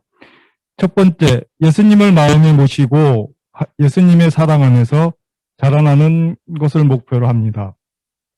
두 번째, 그 예수님의 사랑 가운데 뿌리가 박히고 터가 굳어져서 흔들리지 않는 믿음으로 우리 아이들이 굳게 서는 것을 목표로 두고 있습니다. 그리고 마지막으로 그 굳건한 믿음으로 이 세상을 이기는 우리 아이들이 모두 믿음의 챔피언이 될 수 있기를 기대합니다. 많이 힘들고 어려운 이 시기에서도 믿음으로 굳게 서는 우리 하나부가 될 수 있도록 열심히 하겠습니다. 그렇다면 어떻게 교육을 할까요? 저희 교회는 모든 교회가 원포인트 통합교육을 운영하고 있습니다. 아까 목사님이 설명하셔서 1단계는 넘어가고, 그리고 2단계로는 신앙절 절기 교육으로 대림절과 사순절에 지난해 대림절 같은 경우에는 묵상 박스와 묵상 달력동을 통해서 우리 아이들이 집에서 단련할 수 있는 그런 사역을 하였고, 올해는 지금 사순절 기간에 35일간의 단단한 기도 훈련이라는 그 사역으로 지금 같이 하고 있습니다. 그리고 이제 대면과 비대면이 함께 병행되지 않으면 안 되기 때문에 온라인과 오프라인 현장을 결합한 온라인으로 교육을 진행합니다. 현장과 온라인 모두 병행하고 있으니 언제나 부담 가지지 마시고 프로그램과 예배에 참여해 주시면 감사하겠습니다. 그리고 교회 현장이나 집에서도 참여할 수 있게 오감을 자극하는 특별 활동을 쉽고 재미있게 성경을 알아갈 수 있도록 다채로운 활동 중심으로 말씀을 가르치겠습니다. 다음은 주요 연관 계획을 소개해 드리겠습니다. 먼저 아까 말씀드렸던 올해 지금 가장 최우선적으로 하고 있는 단단한 기도 훈련. 모두 묵상지분 집에 받으셨죠? 네. 그 단단한 믿음을 가질 수 있도록 가장 강력한 무기는 바로 기도입니다.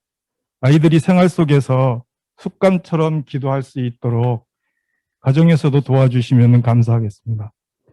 그리고 매월 마지막 주 토요일 날 하나부 온라인 아카데미가 있습니다. 이번 달은 지금 부모님 특강과 또 이렇게 학부모님 간담회로 진행되었는데요. 다음 달에도 또 열심히 준비하고 또 좋은 만남을 가질 수 있도록 최선을 다하겠습니다. 좋은 원데이 특강으로 재미있게 진행하도록 하겠습니다. 그리고 하나부 주간 예배가 4월에 있습니다. 코로나 상황이지만 4월 장애인의 날 기준으로 하나부가 주관하는 예배는 어떠한 방식으로든 함께 진행할 수 있도록 하겠습니다. 그리고 일회학교, 코로나가 19가 터지면서 일회학교를 할 수 없을 것이라 생각했었습니다. 하지만 일회학교는 우리 아이들의 필요와 흥미를 생각하는 우리 아이들의 프로그램이기 때문에 고민하고 또 고민하는 중에 코로나로 밖에 잘 나가지 못하고 극도로 스트레스 상황에 부딪히면 아이들이 힘들어하고 또 그러면 당연히 이제 부모님들도 힘들어지시고 그러다 보면 폭력성도 나올 수 있고 서로 많이 지칠 수 있습니다. 그래서 일회학교가 꼭 필요하다고 생각했습니다.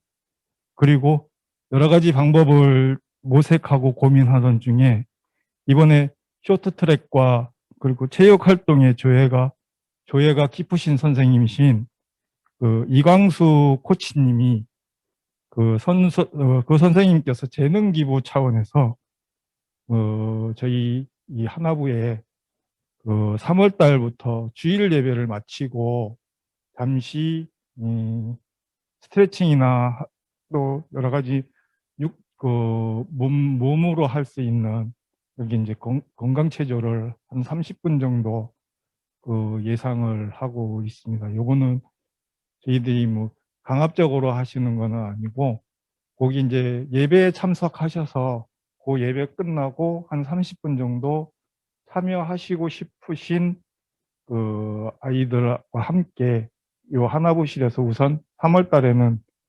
스트레칭으로 몸에 이제 균형을 맞춰가는 그런 행사를 진행할 예정입니다. 그래서 올해 일회학교는 신체 활동 중심으로 정말 재미나게 살맛나게 봄과 가을에 열고 3월 7일부터는 주일 예배 후 요거는 제가 아까 말씀드린 거 죄송합니다. 이제 마지막으로 서로 꼭꼭 기억해 주셨으면 하는 내용들을 정리했습니다. 먼저 앞서 말씀드렸지만 하나부 온라인 아카데미는 매월 마지막 주 토요일에 있습니다. 힘드시면 같이 힘들지만 같이 헤쳐나갔으면 좋겠습니다. 그리고 매주 담임 선생님들이 어머니들께 우리 친구들이 오는지 안 오는지 안부 묻고 하는데 매주 번거로우시겠지만 매주 주일 참석 여부를 꼭 담임 선생님과 소통해서 이 소통할 수 있게 해주시고 이 모든 것은 부모님들이 서로 소통하는 데부터 시작할 수 있습니다. 가정에서도 함께 예배하며 우리 하나부 가족들 여러분 모두 행복하고 예배할 수 있도록 구하옵니다. 그리고 또한 이제 마지막으로 우리 하나부 가족 여러분 진심으로 응원합니다. 더욱더 힘을 내주셨으면 좋겠습니다. 이 코로나를 이길 수 있는 그날이 오리라 저희는 믿고 예배하며 그날 기다리면서 같이 함께 하기를 원합니다. 떨면서 말씀을 드렸는데 부서가 없더라도 이해해 주시고, 여러분 같이 함께 이 하나부에서 하나 되는, 아까 말씀하셨듯이 하나부가 하나님과 하나 되고 우리가 같이 하나 되는 하나부가 될 수 있는 그 길에 선생님과 또 목사님과 학부모님들이 같이 해 주시기를 부탁드리겠습니다. 감사합니다. 네. 안 떨고 잘 하신 것 같은데요. 그죠? 네. 우리 홍진기 부장님 아주 떨린 마음으로 하셨지만 너무 빠뜨림 없이 잘 해주셨습니다. 저희 2021년 기대가 되시죠? 코로나19지만 우리 하나님께서 또 아이디어 주시고 좋은 분 붙여주시고 이렇게 인도하셔서 저희가 이제 또 힘차게 재미있게 프로그램 할 수 있을 것 같습니다. 어머니들 언제나 좋은 아이디어 있으시면 저희보다 어머니들이 더욱더 우리 아이들 더 생각하시고 또 우리 아이들 어떤 것이 필요하신지 고민하시고 기도하시니까 우리 어머니들께서 저희에게 좋은 의견 주시고 아이디어 주시면 언제든지 저희가 그 모든 것들을 하나님 안에서 잘 갈무리해서 우리 아이들에게 잘 펼쳐나갈 수 있도록 돕겠습니다. 저희가 이렇게 하는 것은 사실 저는 육아라는 것은 공동 육아라고 생각하거든요. 근데 어머니들께서 아이들 혼자서 외롭게 육아한다고 생각하지 마시고 우리 하나님께서 우리에게 아까 전에 그 이소영 교수님 말씀하신 것처럼 최고 경영자 되시지만 우리의 아빠 아버지가 되시고 어머니가 되어주시니까요. 같이 하나님과 공동 육아하고 우리 하나부와 공동 육아한다고 생각하시면 조금 더 힘이 나실 것 같습니다. 많이 긴 시간 동안 우리 어머니, 아버님, 또 우리 친구들 함께 했는데요. 우리가 마지막으로 오늘은 같이 찬양을 하면서 축복을 하면서 마쳤으면 좋겠어요. 그래서 당신은 사랑받기 위해 태어난 사람 이거 아시죠? 이 교회를 안 다니시는 분들도 이 노래는 다 아실 텐데요. 우리 같이 함께 그 가사를 생각하며 또 우리 친구들을 생각하면서 축복하고 또 우리 기여운 목사님, 우리 교육부 총괄 목사님이신 기여운 목사님 나오셔서 축도로 마치도록 하겠습니다. 그러면 저희 지금 찬양이 나오는 동안 우리 어머니들 또 집에 계시는 우리 선생님들 그리고 우리 친구들 같이 손을 좀 내밀어서 네, 함께 축복하면서 우리 같이 하나님의 사랑을 전하는 시간 이렇게 축복했으면 좋겠습니다. 당신은 태어난 사랑 당신의 삶 속에서 사랑받고 있지요. 당신은 사랑받기 위해 태어난 사람 당신의 삶 속에서 사랑받고 있지요. 태초부터 시작된 하나님의 사랑은 내 만남을 통해 열매를 맺고 당신이 이 세상에 존재함으로 인해 우리에게 얼마나 큰 기쁨이 되는지 우리 옆 사람을 볼까요?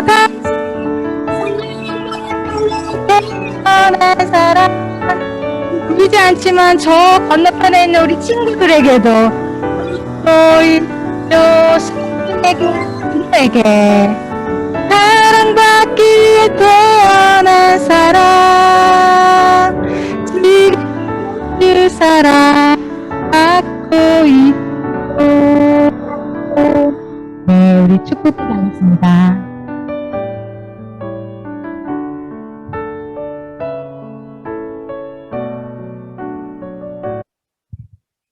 기도하겠습니다.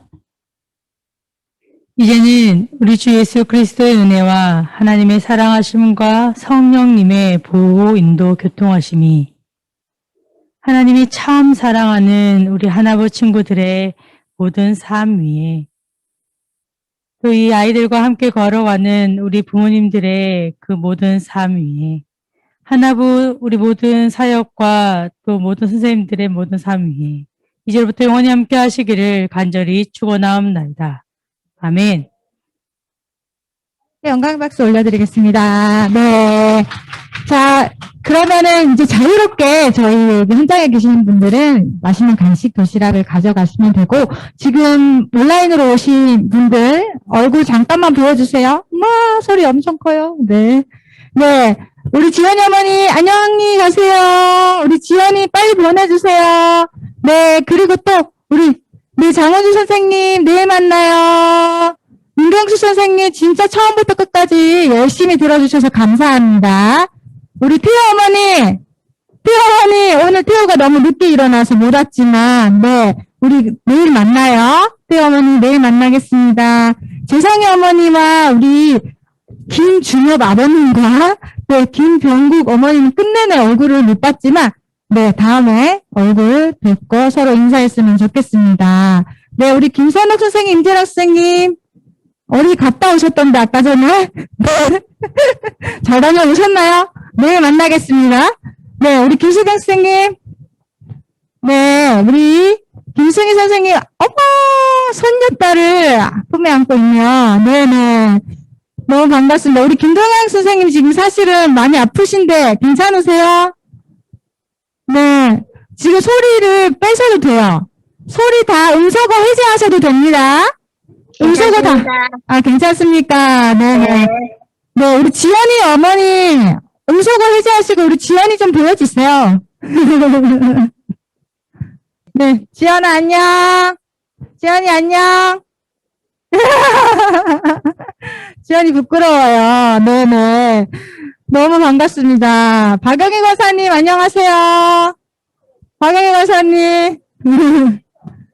우리 준성이 어머니, 혹시 제가 정말 보고 싶은데, 얼굴 한번 보여주실 수 있어요? 심재성 어머니. 제가 아까부터 계속 얘기했는데, 안 풀어주세요. 그러면 재성이만 보여주세요. 재성이가 너무 보고 싶나 봐요, 선생님들이. 심재성 부장님 말고, 우리 친구. 심재성, 재성아. 재성이가 안 보여요. 맞죠? 네. 아유, 아쉽네요. 네. 모두들 너무 반가웠고요. 우리, 현장에서 꼭 다시 만났으면 좋겠습니다. 네, 모두들 사랑하고 축복합니다. 우리 친구들은, 우리 어머니들은 사랑받기 위해 태어난 사람입니다. 우리 태호 어머니 어디 드디어, 태호 나왔다. 태호 안녕. 태호 안녕해줘.